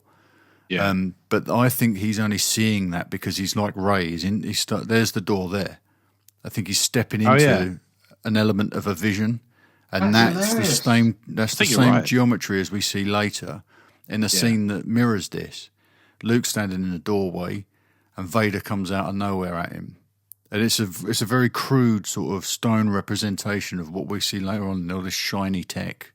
Yeah. So this might be him having a force forward to his confrontation, and then what he sees when he gets the better of Vader in this scene, what he sees is himself. Yeah. Maybe it's supposed to be a representation of Anakin, but it's also a warning that the further down the dark path you go, the more you'll lose yourself inside this beast, the way his dad did. Oh, I thought that was a whole father-son situation. I think it can be read both ways. I think both ways are valid. But when you take this reveal of Luke's face inside the helmet, alongside Yoda's comment about what's in there, only what you take with you, it says to me, if you keep going down this path, if you keep confronting these situations with fear and with hatred, that only goes to one place. I think that makes sense. And then Yoda's just like, rubbish. Yeah. I knew he'd knob it up. Oh, look at this gang of bounty hunters. Does it get any cooler than this? Bossk or Forlom, which one would you rather have as your partner? They're both really cool. That's a bit of a flub, isn't it? I would take Forlom. He just turned right, and then he moves round to the left. Oh, yeah. With Bossk. So he had Bossk behind him, and then he's moved round. So he's from the other side. Had they flopped a shot there? They must have, yeah. Well, even then, he seems to have come from the wrong direction. I'd never actually noticed how surprised IG-88 looks. Oh, it's got that little wide open. Oh, no, he didn't. He brought up the disintegrations again. He hates that. Oh, he didn't go there, Boba. Have you heard one of the best fan retcons? No. The idea that Boba Fett destroyed Owen and Beru Lars. Oh, yes. And that's why Vader says no disintegrations. Yeah. Great, isn't it? Yeah. I love that. It might never get retconned, but I love it. It works, though. It absolutely works. If it's just headcanon, it works. He's probably on or around Tatooine at the time, so it makes sense. He is, because we see him in Docking Bay 94. Go. So it's only like days, isn't it, really? If that. I love this. This guy is always flying by the seat of his pants, isn't he? Yep. You think that last time we saw Han really doing anything, he was really cocky in A New Hope. Yeah. He had the answer to everything. Yeah.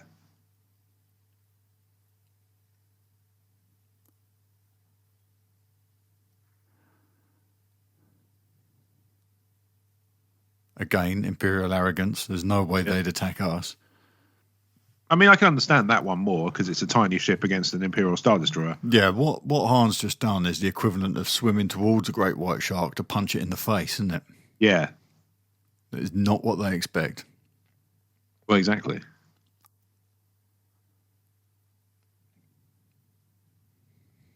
Oh, Captain Nida.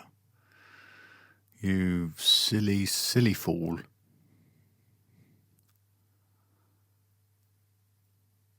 So this is something we've spoken about recently, isn't it?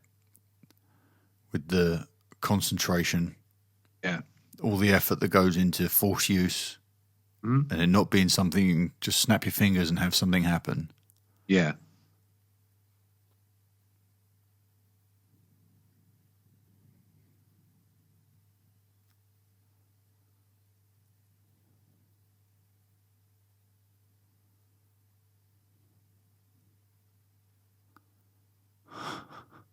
You should. Yeah. Hear from my lawyer, you will.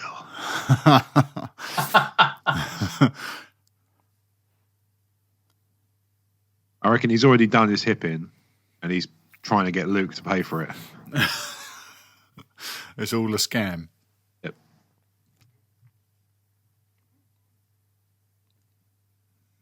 This I love as well. There's a lot of wisdom. There's a lot of sort of, I don't know if it's Taoist wisdom. I don't know what inspired Lucas, but you know, the fact that the limitations we face, we impose upon ourselves. And Luke's finding it very difficult to sort of snap out of that, isn't he? Yeah. Do or do not. There is no try. And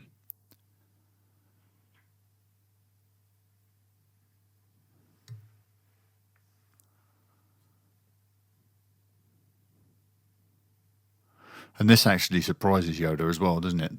The results. I mean, look at that look on his face. Yeah, he's not happy. He's not unhappy. He's sadly disappointed. Yeah. Well, genuinely sad. Well, you're ahead. I think actually, you're ahead. So that's the look. I've just seen his disappointed look. Disappointment. The initial look like was he's actually he might do it. We've got something here. You know, this kid has the potential to go on and do what we need him to do. Yeah. I'm going to go back to the gold logo, and I'll see you in a minute. Yeah. Well, you'll be caught up to us in about 15 minutes. Probably.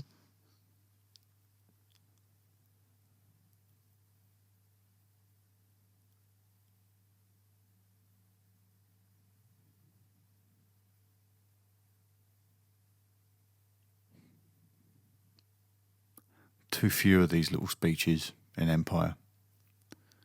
Life creates it and makes it grow.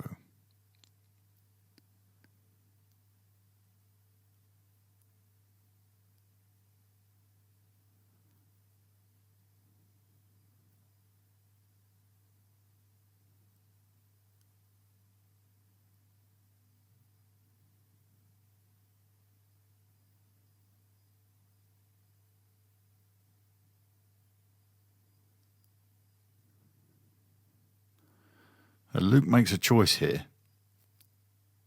He can either accept what his master's telling him and try and get on board and understand it, or act like a child and storm off.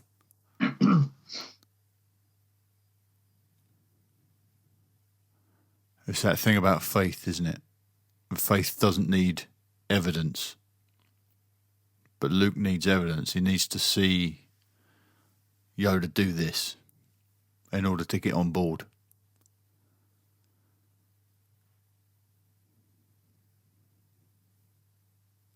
If I were Yoda, I'd also tip it upside down to just empty out all the water, because otherwise it's going to get mold.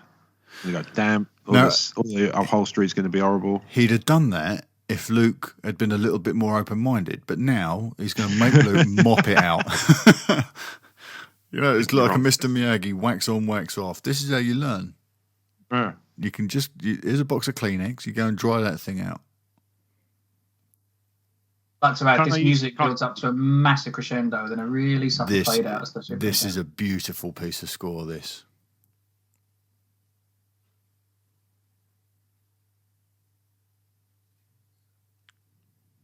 You see which of us have got our audio muted and which ones haven't. I'm just mine is muted. I'm just doing this from memory. Okay. I can't quite do that. Is it Yoda's theme, this one, Paul? I think it is, but it's a motif of Luke's theme as well, isn't it? Right. Motif of the Force theme, the one they use. Is it a Force theme? Sorry. Maybe. I don't know. Which used to be, I believe, the Force theme started out as Obi-Wan's theme and then became the Force theme, if I remember The teachings of the master David W. Collins. There you go. So he's just learned Mm-hmm. with the line, "That is why you fail." He's just had the opportunity to learn again. They give him a lot of chances, really, when you think about it. Yeah. This is great. What a great Is that line. why? Did Nida go down in the TIE bomber? Yeah, he did. I was quite surprised that we didn't see a Tidarium class shuttle, the Tidarium style shuttle fly across there. Is the chokehold thing any related to the strepsils they got on their shirts? Yeah, that's a code for Vader to see just how much do I have to choke this guy? Yeah, how much effort do I need to put in? This is how many times I might be choked this week. Yeah, Piet looks like he might survive into Return of the Jedi because of the amount of badges he's got. Yep. And also, he seems to be doing things right as well, which helps a lot. I think I'm right in saying that the chest plate on Vader's costume has a different combination of lights. Every film, it blinks a different... I'm not sure if it's a message, but a different sequence. And the greatest hiding place ever. Only really scuppered by somebody looking out the window. Yeah. That's a good point. Yeah. In fact, I feel like the Family Guy take on the trilogy made some reference to that as a sort of a visual, as a sight gag. I would say going back to looking at what the Empire are, but not just their arrogance, but also the fact that they are predators, and these ships are all designed to face forward. They point forward. Maybe they don't have windows in the back. They don't have to look. Very, I doubt very reliable on technology. Other ships have windows. Hmm. But they're very reliable on technology, scopes and stuff. Yeah. Easy. Yeah, I was going to draw a real world analogy, but I'm not going to because it's still a little bit too raw. But there is an element about defence that says you're not always. It's not always advisable just to look out. Sometimes it's worth pulling your defences to look inwards. Quite deep. Yeah, well, it had real world consequences, unfortunately. But this is a Star Wars commentary. We won't talk about that on here. Probably best. So the first reference of Lando. Lando system. The other scoundrel.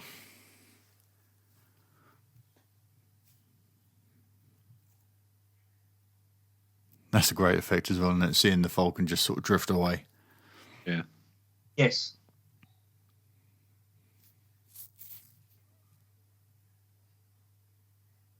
Question. How did the other guy know? That's what I was saying. This maybe the Han Solo movie will answer that question for us, or kind of hint at why he might know him better. Yeah. How did they not know spot your him prey on the sensors? Well, most of the stuff on the Falcon's not working, is it? At the best of times. True.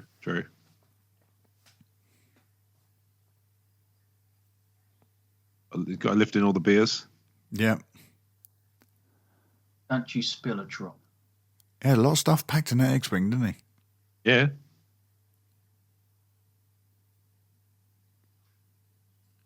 Be quiet for a minute, Yoda. I might be able to concentrate you. Yes. Good. Yes. No.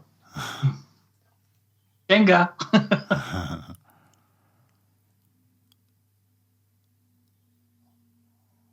That's great. There's the future, you see.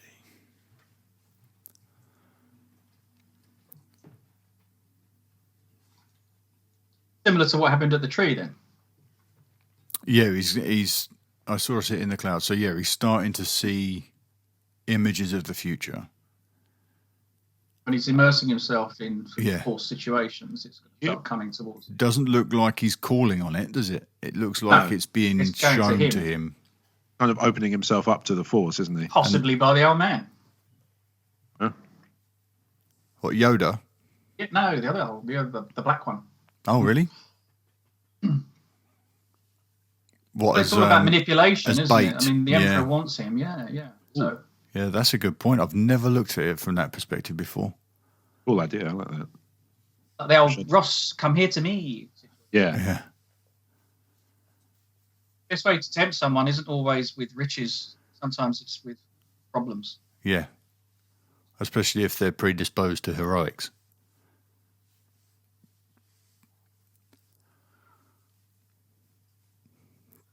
This entire setting is what I think of when I think of Empire. Yep, me too. This and Hoth.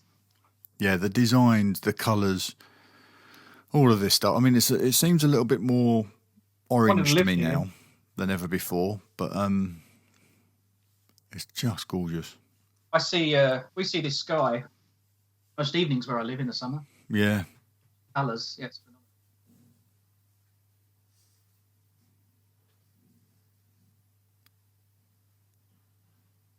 So I've got one of those little cloud pod cars kicking around somewhere, a little die-cast.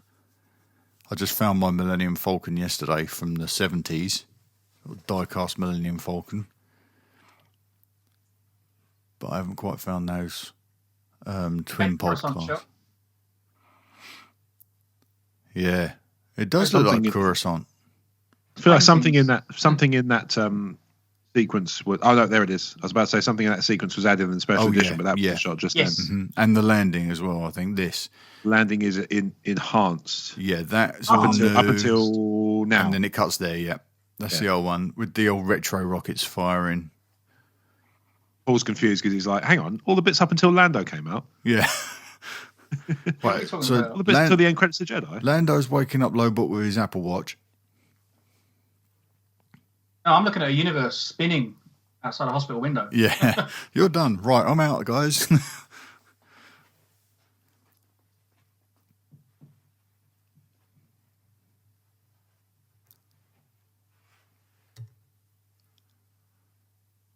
So what is that discussion about? Is that Lobot saying you've got to really be careful here because you can't cross the Empire? Yeah.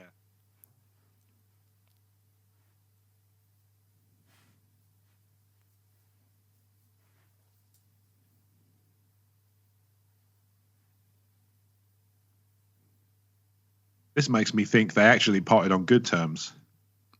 Yeah, the banter and then the hug. Yeah. Well, it's the thing of Han looks genuinely surprised that Lando's saying after what you pulled, you got, what are you doing showing your face again? Yeah. It makes me think that they actually parted on decent terms. And Han's like, hang on, what are you talking about? They probably parted on bad terms, but they go too far back to let it get in the way, really. Maybe, yeah. Yeah, and if he'd met Lando again and Lando wasn't the administrator of this city, maybe things would be different. It'd be different. It's hard to tell, isn't it? But like I said, in relation to the film, I'm hoping like the card games are ongoing and they're constantly hating each other. One hates the other because it'll be great. The competition, the constant one-upmanship would be brilliant. Yeah, they're totally symbiotic. They hate and love each other equally at the same time. Yeah. Yeah, I wonder where the split was. But I mean, we're going to see all this, but it's fascinating to think, what was the split? Was it whatever Han did that put him on the wrong side of the huts? Is that what drove Lando away? Or did Lando go and that's why Han ends up in trouble? They're probably both in an environment where whichever one, as much as the other one will say, don't do this, they'll do it and they'll get them both in trouble. So. Yeah. See, it's got potential to be it's got to have that sort of weight and consequence, but still be charmingly funny. Interesting. I've never picked up on that before. What's that, mate? Lando's been there long enough that Han knows. I'm guessing he's been there. Maybe he was there when Lando first took over, because he's asking, is it still paying off for you? So when they last spoke, it was going well. That's really interesting. But then that would make me surprised that he knew Bespin was one of the near systems. He would have known that, surely. Anyway. I don't know who that 3PO unit was that just came out of that chamber, but I like the idea that it's 000 from the Dr. Aphra books. Right. That would be very easy to sort of research and put that to bed, but that would be pretty cool if it was. Yeah. That's interesting. That's really interesting, that. Are we going to sort of, is Lando's story in these Han Solo movies going to end with him kind of winning Cloud City? Yeah. And just kind of, turning up and then they part ways. Like I say, I'm even more convinced now that they part on decent terms. Maybe not the best, but I don't think they part ways like I used to think, where, Han would sort of stitch Lando up and leave him in the lurch. I don't think that happens anymore. As it probably happened at some point. Oh, there we go. So he's trained. This is you can see. This is the exchange. He's been training for probably a couple of months. Solidly if now. it's 40 days, like we've been told. Or There like you go. So he's also he's probably the timeline's all over the place here because he's been there for a while already, and also we don't know when he sees things in relation to when they're happening. Yeah, we don't at this point. Oh, that's a good point. Han and Leia may not have made it to Bespin yet at this point in Luke's story, right? He might have seen it well before it happens. I'm pretty sure he's still got to get there, isn't he? But he's got a working hype.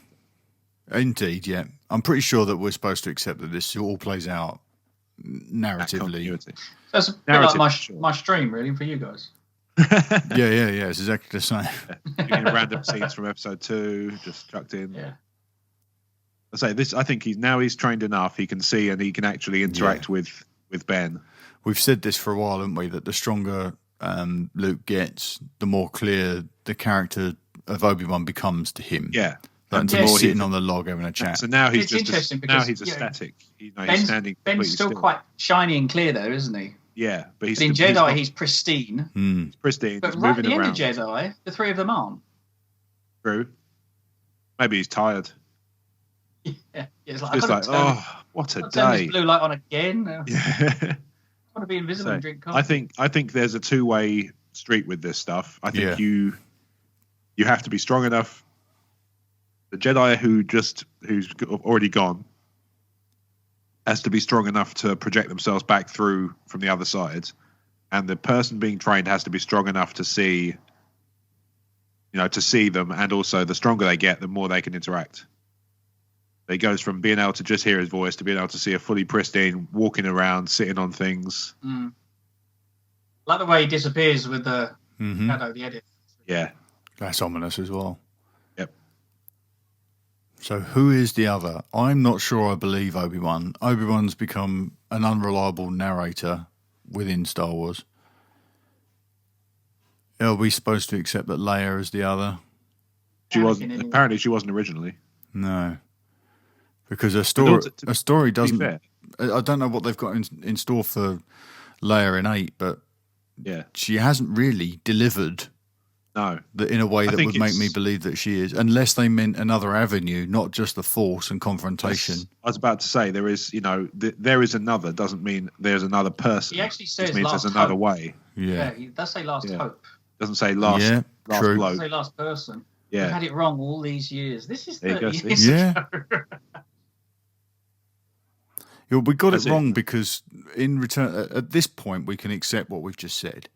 But by the time we get to Jedi, Obi-Wan's rocking up with these porky pies again, and he's veritable pants fire saying, "Porky pies." Oh no, the other one he spoke about was Leia, your sister. That's Lucas though, kind of retconning stuff, isn't it? It's not Obi-Wan's porky pies. It's Lucas retconning stuff, and us kind of accepting and rejecting what we choose. IG-88 there, look.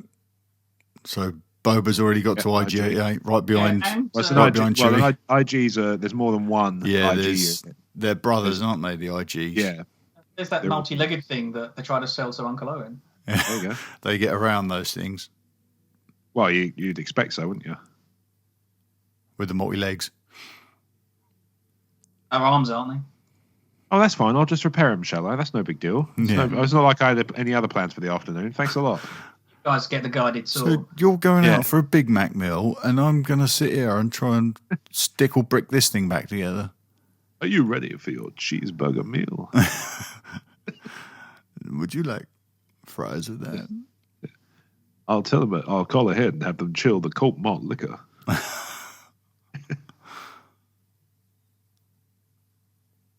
No, we like him like that. Come on.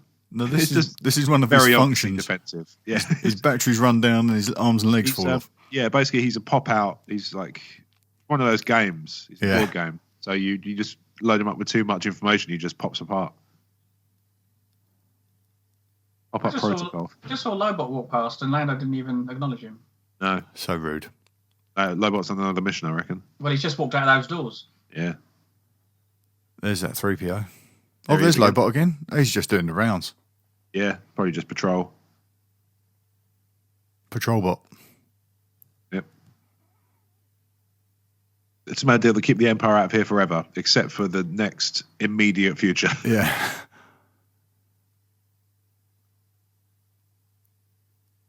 Wonder Woman. I love that from the Family Guy one. So good.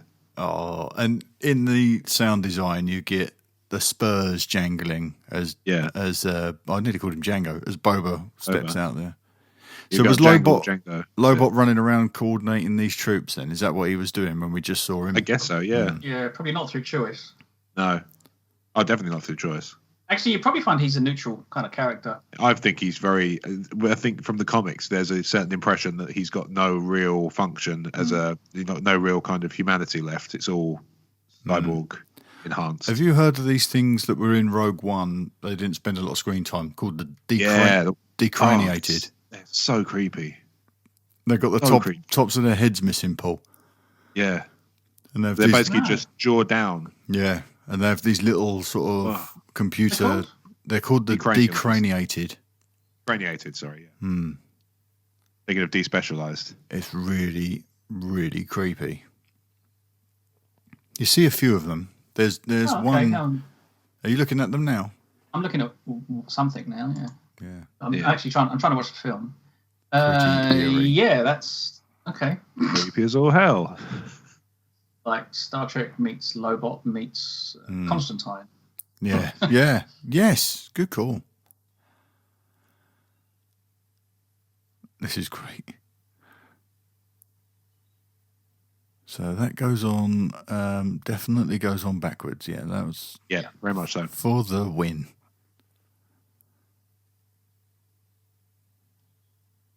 Oh, wow. The I subtitles. Just watched the subtitles. Yeah. And they've just kind of had him babbling. Yeah.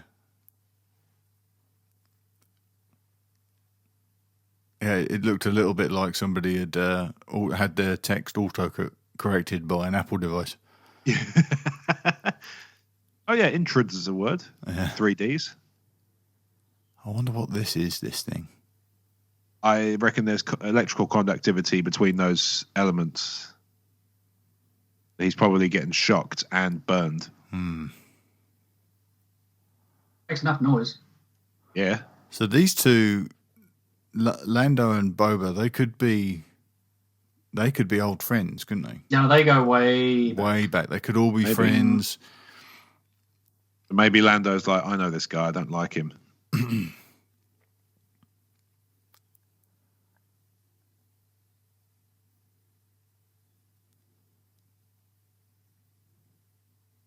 I love this. So threatening.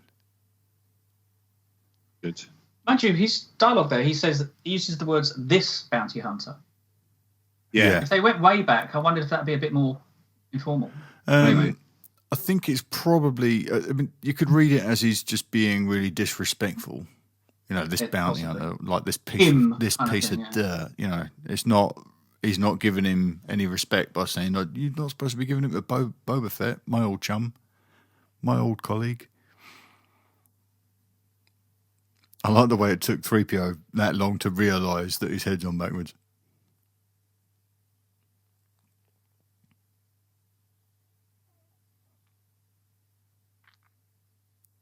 I think Han Solo's wardrobe in this film is my favourite out of all the movies.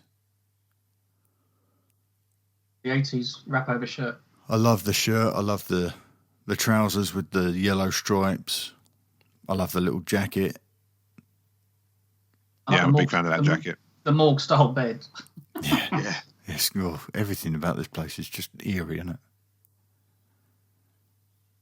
Well, it's funny because this is really dark and dingy. Look at the dirt. Obviously, it's a prison cell. Yeah. As you approach Bespin, it's just... You see what it's all about. They never even ask me any questions. Vader just wants to hurt him. Yeah, because that's what Luke is feeling. Could that be the moment? Yeah, possibly, yeah. Yeah. Sort of that intense pain is kind of amplified so that it's, so that he picks up on it. I do like the Bespin guards. They've got this kind of, I don't know, Persian kind of Moroccan kind of look. Never mind. I'm wrong. because he just said he's on his way, so they know that Luke's en route already. Of course. Remember that How far line, away he is, I don't know. Vader might just be able to sense him coming. Yeah, could be that. Like, yeah, it worked. Unless they sort of staked out Bespin in ever increasing outposts and then monitor him for his ship. Let him through. Yeah, maybe have people sort of on sort of standby kind of watch, but let him through. Yeah, let him through.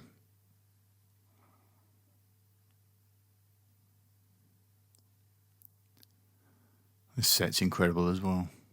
Just thinking, massive set, massive scene, and they nail it. Yeah, this film barely has a misstep. In fact, I'm struggling to think of one. The Nebula. Well, I don't. That stuff doesn't worry me. It's artistic license, and it's where it counts. Yeah. Like, look at that stormtrooper on the right of the frame. Why is he standing like that? That's not. They're both a bit. They're both been there all day. I'm more concerned. I'll tell you what about it is. Yeah, I'll tell you what that is. I think you can see it. Just the other guy's doing it, but not as much. It's readying. It's like blaster ready, but that's the only way to hold it because the armor doesn't. Like the blaster's really far back on the hip. Yes, yeah. I just thought he possibly sat on his blaster at lunch, and he's like, "Oh, maybe I can't. If I stand up straight, my butt cheek's killing me." An E11 in the butt cheek. That's not good. EK421, why don't you watch your post? Oh, yeah, in the background. Oh, God, I just sat. Oh. Don't talk about posts. God, I am way ahead of you guys.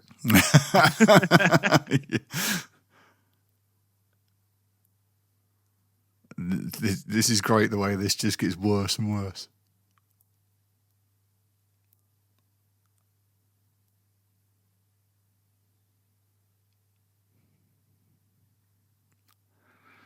There's something here that I think might relate to Kylo Ren. That Boba Fett going to take the shot and Vader saying, nope, put the weapon down. I don't... the way Kylo spares Finn in The Force Awakens, it might be similar motivation to the reason he doesn't let Boba Fett take the kill shot here. Because it might just let Luke off the chain. If any of these die, Luke might become either unstoppable or the only way to be able to control him is to kill him.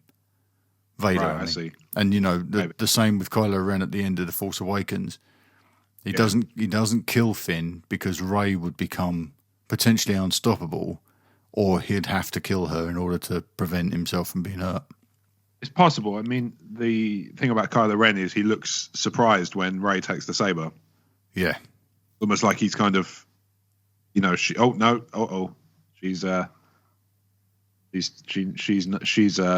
on for this fight. Yeah, we must just acknowledge the "I love you, I know." Oh yeah.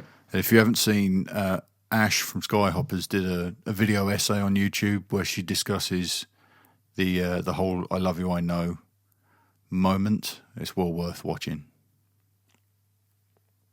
I have to check that out. I've seen one of her other ones. I think I've seen that one. I have to double check it. She's very good. She's natural. Watch Lobot. Impassive. Doesn't he throw him a sideways glance in a minute? Yeah, he's just completely impassive in every other respect, isn't he? Yeah, apart from that, they've just done that whole kind of, he's got no. There's nothing. It looks like there's nothing going on there. And Lobot is it's supposed to mean lobotomy, isn't it? That he'd been lobotomized. But if you watch, you just throw him this little look. I think there's a bit more going on there. And that hardening carbonite is just so cool. I'd love to own one of those. Fridge door, can't you? You can get a fridge door, yeah.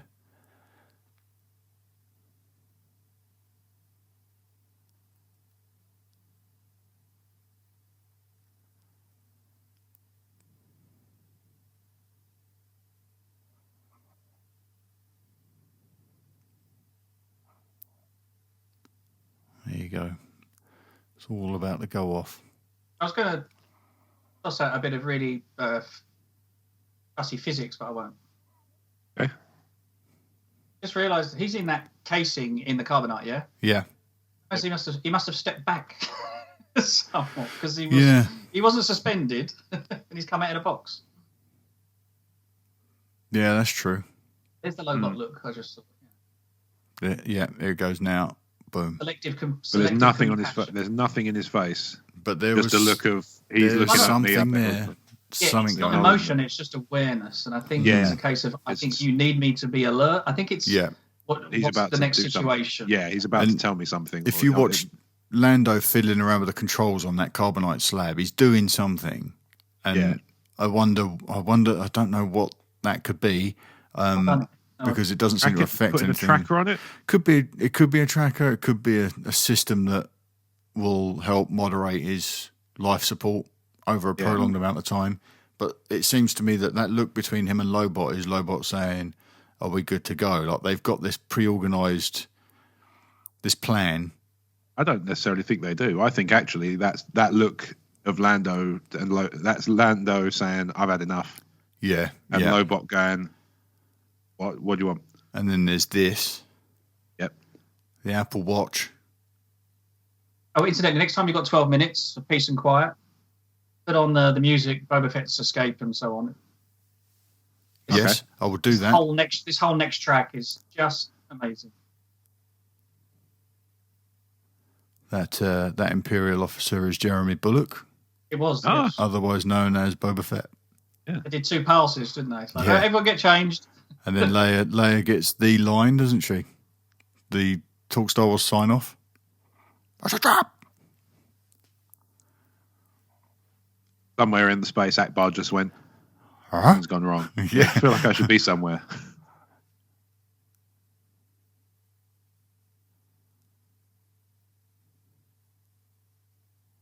Yeah, and it's funny how the spaces on this place go from so bright to so dark. Yeah. Yeah. Well, I wonder if could that be kind of them sneaking him out the back? Yeah. Yeah.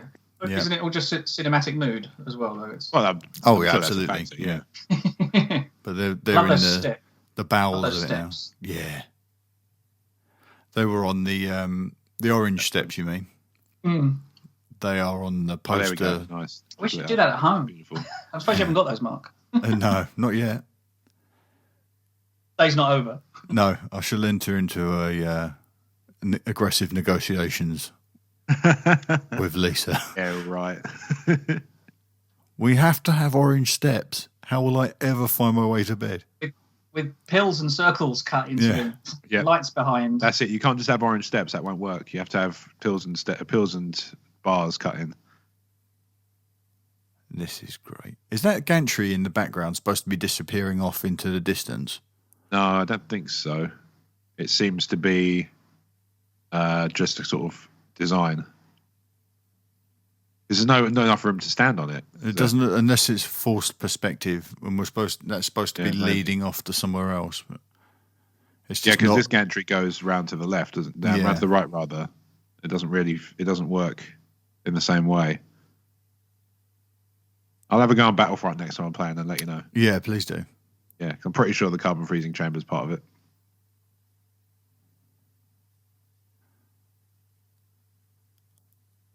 It's nice to see sort of diversity represented in Bespin, because they really made a concerted effort there to make sure that they'd covered every angle, and we didn't just have a group of white guys working for him.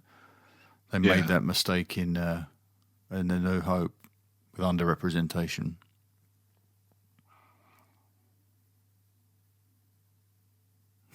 This is great. I actually got really irritated by this when I first saw it. Just let him go. Cry out loud. He just disarmed all those stormtroopers.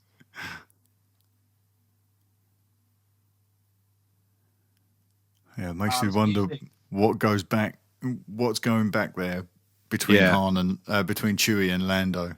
That it's maybe the last straw. How much is fueling that rage? Yeah. Yeah.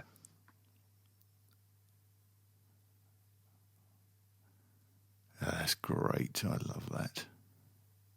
It's a shame because the original voice was, I believe, I'm going to get the guy's name wrong. Wingreen, a gentleman. Okay. But it passed away. He passed away not so long ago. Yeah. I think it's MTV Jason. tribute, I think it's Jason Wingreen, and he did a lot of. I think he did westerns. He was a permanent fixture on a TV series, but his voice for Boba Fett was perfect. Yeah. And I know that we need it for continuity now. It needs to be Tim Morrison, but I really do think that Mr. Wingreen's performance is missed.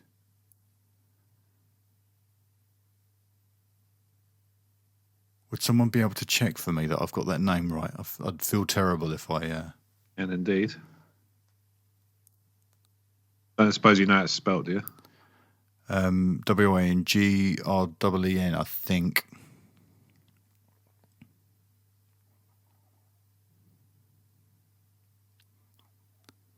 Not him. This is... you wouldn't want to see Vader flying down a flight of stairs at you like that, would you? Yeah, exactly. It's pretty Last thing you frightening. want. Yeah. What's the part? Sorry, it's the voice of Boba Fett. Boba Fett, voiceover actor, Empire. Yeah. There you go. A little bit of force telekinesis. Yep. Lever. And the leap as well. Oh, yes. Good call, Paul. He pulled the lever from across the room, and it's a Yeah. switch rather than a, So it's exactly the same control that Chirrut had to use in Rogue One. Yeah, pretty much, yes. Right.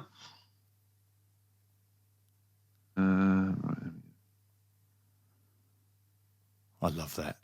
Calling that lightsaber and then getting back into defensive posture is absolutely brilliant. And that hose is pouring out lots of carbon frozen steam, right? Yeah, yeah. Boats and hose.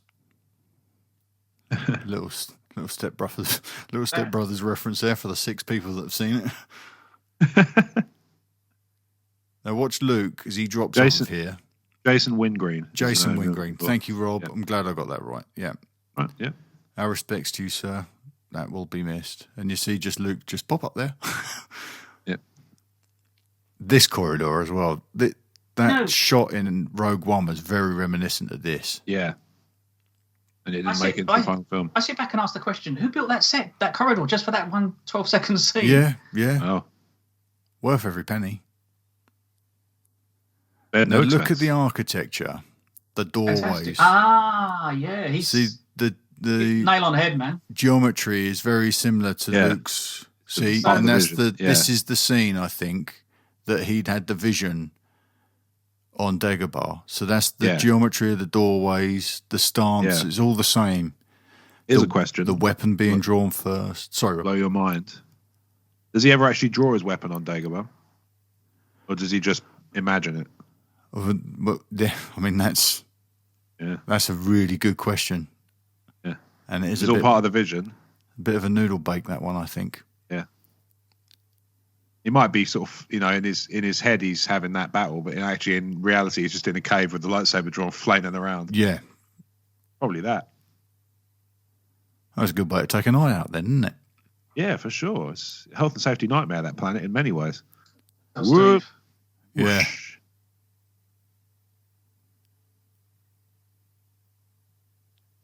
It's got lots of native creatures, though, so I'm sure Steve likes it fine. You can see the lightsaber laying there on the bottom left-hand side of frame. Yeah. That was a close call, wasn't it? If that thing had gone, the film would have turned out a lot different. Yeah. You just would have had to jump earlier. Yeah. I'm not even going to try. Watch.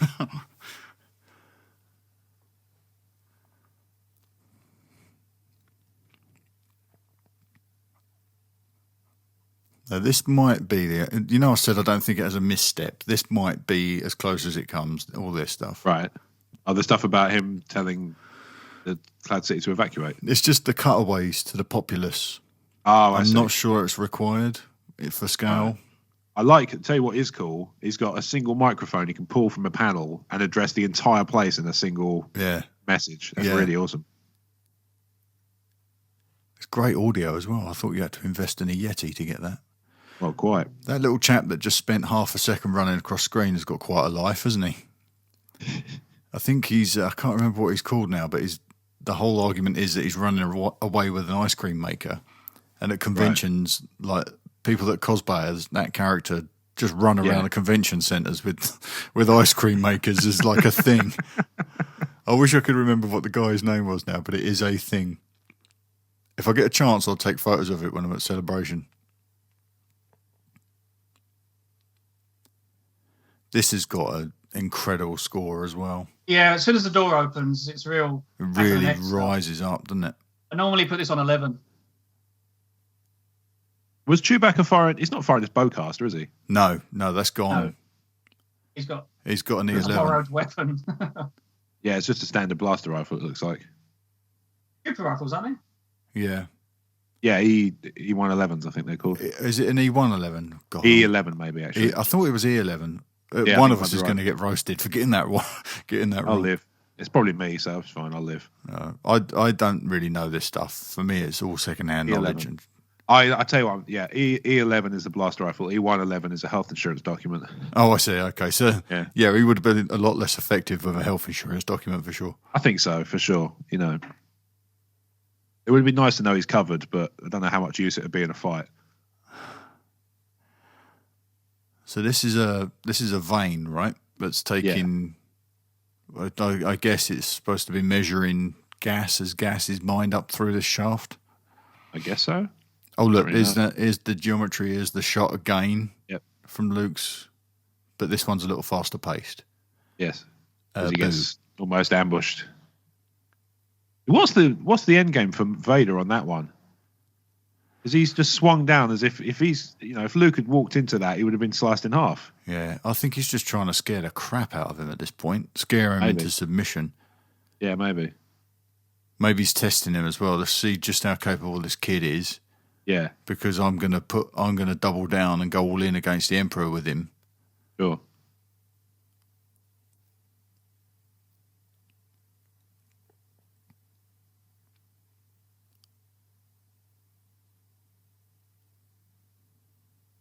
Ow. Oh, there it goes.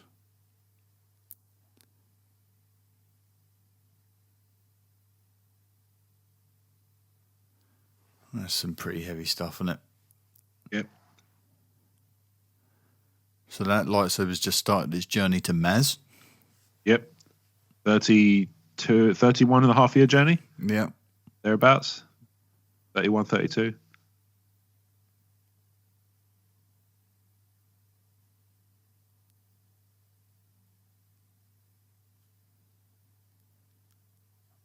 In the script, there was a page inserted. Yes. This is the one, isn't it? Yeah. And it was only on this day that Mark learnt the truth about Luke's parentage. Yeah. Because he was taken to one side and said, like, you're going to hear him say, it's Obi-Wan. Obi-Wan killed your father. But what you're going to hear is, I am your father. Yeah. So Mark knocked it out of the park. David Prowse must have been thinking, boy, this kid's really overdoing it a little bit. Yeah. Was that supposedly where they found out that Dave Prowse was leaking secrets? Yeah, supposedly. I mean, there is a documentary on Netflix at the moment. I think it's called I Am Your Father. It's about David Prowse. And, you know, it depends who you believe, really. But absolutely, it's implied that the bridge was burnt between David Prowse and Lucasfilm over this. That it was leaked out. There he goes. And Vader's just it's like, I didn't see that coming. Sake. But he's not lost, has he really? He's lost a chance to take down the Emperor, but with Luke gone, that means the Emperor's best hope at replacing Anakin is also gone. Yeah. So he doesn't see it as, you know... It's a win-win. Kind of, yeah. I'm not 100% clear on what this does, all this sort of mechanical stuff that he's just gone through. What purpose does that serve? Well, if they're mining gas, I would guess that when they're going to intake, that they open these chutes up and that whole shaft that they had their jewel in will suddenly be flooded with gas as it's brought into the station to be processed and sold on. Yeah. And like the weather Why is it vanes that they were on, that they had their battle on, were are all there to measure the flow of gas through that shaft. There's probably That makes multiple sense, shafts, and so there's probably multiple of these hatches that open Yeah. as intake. That's how I'd read it anyway. Hiding his hand, I think, there. Yeah.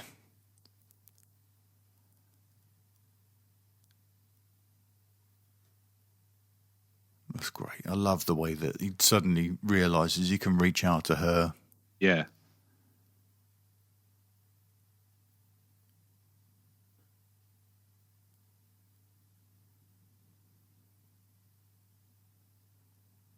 What's interesting, what's great about it is he's retconned something that could be explained away by that one moment. Mm-hmm. So that could, that making her kind of force sensitive is really easily explained. Yeah. Just by saying, oh, there you go, that's why she heard him.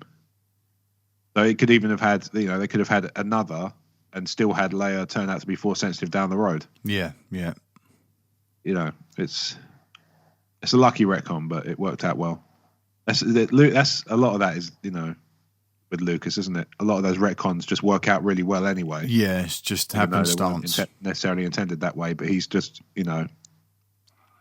credit to he knows where to be vague and where to be specific, I guess, in the right places. And he's specific about different things at different times. There's a Lambda class. Yeah, back to the Superstar Destroyer there. This shot of the hatch that Lando goes up into has been tidied up over the years, over the many iterations. There was a point where it was just a bright, glowing light. Yes. Very reminiscent of the hatches that open in Rogue One. Hmm.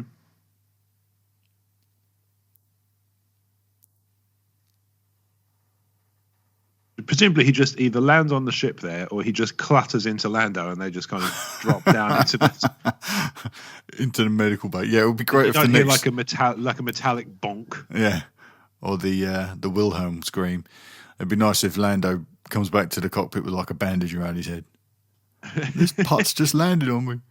Or he just comes back with Luke's like tunic and Luke's just been slid down the ship. And suddenly shirtless. He's just hanging off the bottom instead. Like, oops. Yeah. A-holes left me behind. See, this shot, is this all new or is this lifted from Return of the Jedi? I don't know, Some of this stuff looks familiar. I think it might be lifted. I didn't like any of this stuff. I don't think it was necessary. But that's Jar Jar Rod.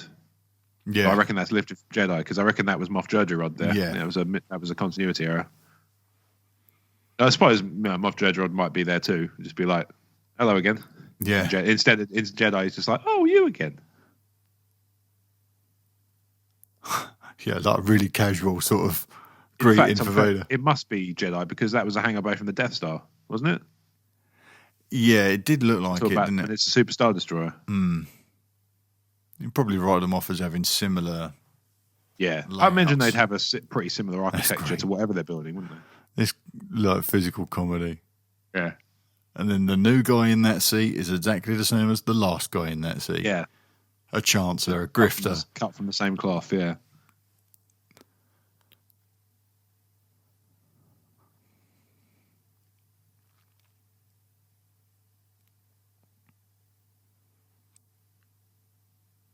So it's the second film in a row where Vader's got the upper hand. Yeah. Over it's taken away from him at the last second. Falcon, yeah. Yeah. See, overconfidence. Yeah, that's true. You called it.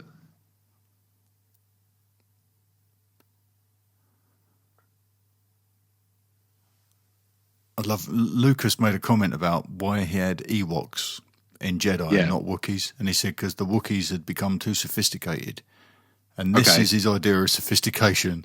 Yeah, Chewie's battering that control console around with some sort of spanner with arcing electricity coming off of it. Yeah.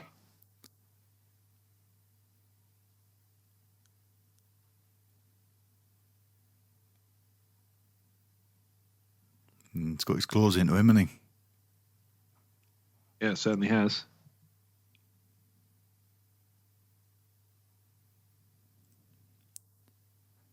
Here goes. More sophisticated mechanics from the Wookiee.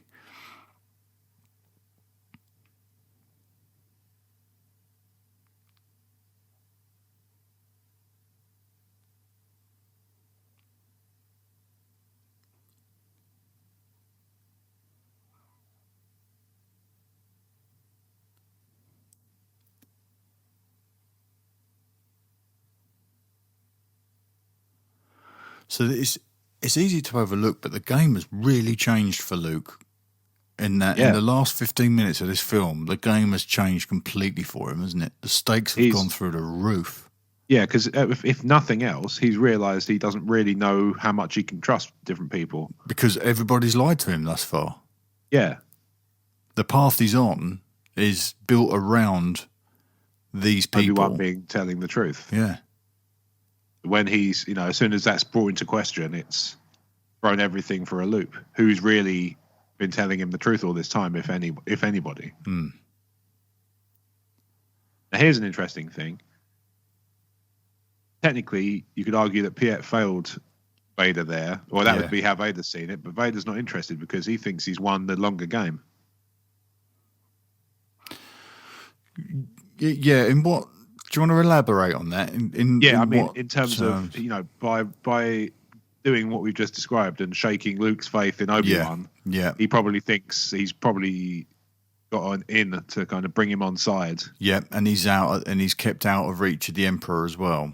Yeah, so it's almost like, I suppose I should choke him, but today was a good day. Yeah, double thumbs up to you, Piet. I don't know what I'm doing. I don't know why Obi-Wan's voice crept in there. Or my version of it, at least. Oh, yeah. Nobody in that cockpit. No. This time there is. And he's been in Han's wardrobe as well. Yeah, do you know why that is? Because he didn't have a chance to grab his own clothes on the way out of... No, it's because Lucas wasn't sure Han Solo was coming back. Oh, right. In Jedi. So the idea was, if you make that visual association of Lando in a similar outfit to Han, in the next film, if he's taken that role... It's not as jarring. It. I see. Yeah, that's very clever. Yeah, apparently that's the way it is. That's very clever. That was from that secret history of Star Wars. He definitely hadn't got Harrison Ford locked in at this point. So no, and Harrison Ford was kind of, depending on who you believe, he's been after the killing off of Han Solo for some time.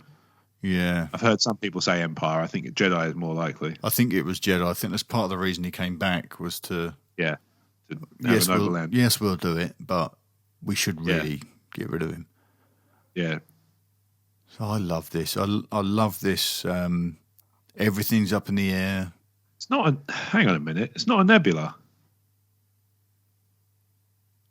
That thing is too small, isn't it? It looks like a galaxy. Yeah, but I think it's smaller scale than that.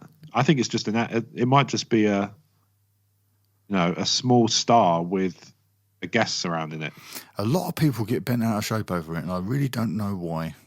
No, it just looks like a flow, like the smoke's almost got a liquid flow to it. Yeah, makes me think it's more like a. It looks like it could be an accretion disk.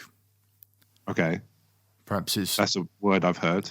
Yeah, it's like something. There we go. That's a wrap. It looks like the formation of a solar system around a star. So all of these, like the very early stages or something. Yeah, and when a planet forms, it's because these matter starts to cluster together, and under its own gravity, it forms like protoplanets and things like that, planetoids. Yeah, gotcha. I'm sure there's somebody out there way smarter than me that. saying you've got most of that wrong, you idiot. But yeah, it could be an accretion disk. Yeah. In which case, we could probably give it a free pass. But I mean, I can anyway. Like I say, there's no real clarity on what that is meant to be, so it's hard to say for sure. There you go. Well, I have to say, I absolutely love that film, and I love when we do these things because we get to talk through points that, if I was watching this on my own, I might think, oh yeah, no, that thing might be that, and then I'll forget it by the time we get to the next. There's Robert, what's his name? Love that man. He's a good guy. Yeah, I'm glad that when we do this, I get to explore those ideas a little further, and then obviously have my mind open to other things by hearing you guys. So we should point out that Paul had to leave the call, unfortunately. So he missed the end. He missed the end of this. But he did send his love before he jumped off. So there's John Ratzenberger as Major Durley. Huge amount of uncredited cast in there. Yeah. Because you got a little selection of Imperials and a little selection of Rebels, and that was about it. Yeah. Really big pile of actors who didn't make the credit cut.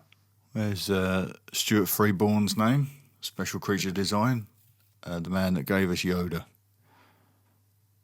John Mollo, I like this guy. Some of his illustrations in these, if you read these Art of Star Wars books, some of John Mollo's original sketches are really quite crude. Yeah. As in simplistic, not as in explicit. Yeah. I'll tell you who doesn't get enough love, Ben Burt. Ben Burt's incredible. It's just, nothing short of genius, some of the stuff he puts together. There's a name going up now. Bob Anderson, stunt double. Yep.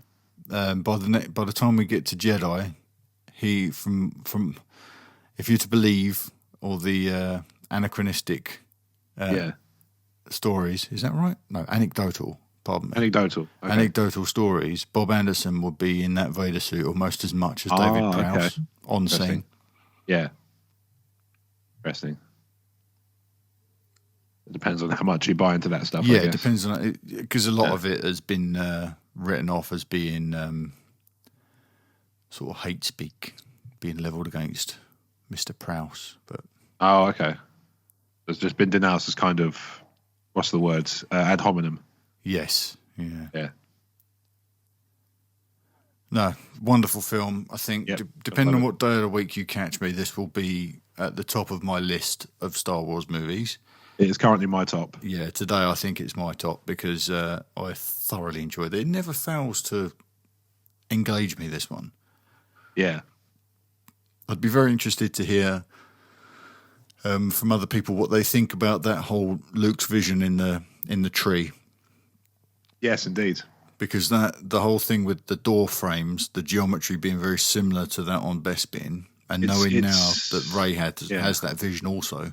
It's a combination. It looks like a combination of, the organic of the tree being kind of reorganized into the sort of mechanical of Cloud City to kind of lay the foundations for what you're going to see later. Yeah. Very clever. Yeah. It's I've watched it however many times and never picked up on that really. Never really thought anything of it. Well, but that's why we do this. Is hopefully that's opened up a few things for other people. I don't know if other people have noticed that before. Doug Jones there as a negative supervisor. Do you reckon that's just a bloke who just looks at every shot and goes, rubbish? Yeah. Steve went on to have that job. He really is getting into it. R2 bodies fabricated at White Horse Toy Company. Yeah, so it was a toy shop that built those. Or toy company, rather, that built those. Oh, that's very strange. Yeah. Right, well, here we come to the end of the credits for The Empire Strikes Back. So we hope that you've enjoyed this episode, or this volume of TSW Feature Comms. And with any luck, phone 1-800 phone THX or phone 1-800 TSW and let us know what you think. Now I've got to try and organise that. We hope that you'll stick around. We'll come back with Return of the Jedi very soon. Yep. I've been Talk Star Wars. I've been me. What? You've thrown me for a loop there. I do it all the time. What do you mean? And Paul's been movie score news. I'm just signing off. Right? Oh, sorry, you mean social media stuff, right? Yeah. Gotcha. I've still been Rob Wade Vision. As always. Always. We will be back with Return of the Jedi, hopefully with the entire crew, very, very soon. Let's talk about Loot Crate. Are you on a quest for epic gear, housewares, and collectibles? Loot Crate offers an epic range of pop culture items for less than $20 per month. Whether you're shopping for the geek in your life or you are that geek, Loot Crate is the best surprise you know is coming. Every month there's a different theme and new and exclusive items that you can only get with Loot Crate. Treat yourself every month or give the gift of geeking out to a friend or a loved one. Roll up your sleeves and get ready to celebrate some of pop culture's most put-together franchises. February's hands-on theme is Build and features Mighty Morphin Power Rangers, Batman, Lego Dimensions and Tetris. And as always, there's the monthly t-shirt and pin. You have until the 19th at 9 PM Pacific to subscribe and receive that month's crate. And when the cut-off happens, that's it, it's over. Make sure to head to lootcrate.com/TalkStarWars and enter the code TalkStarWars and save $3 off your new subscription today.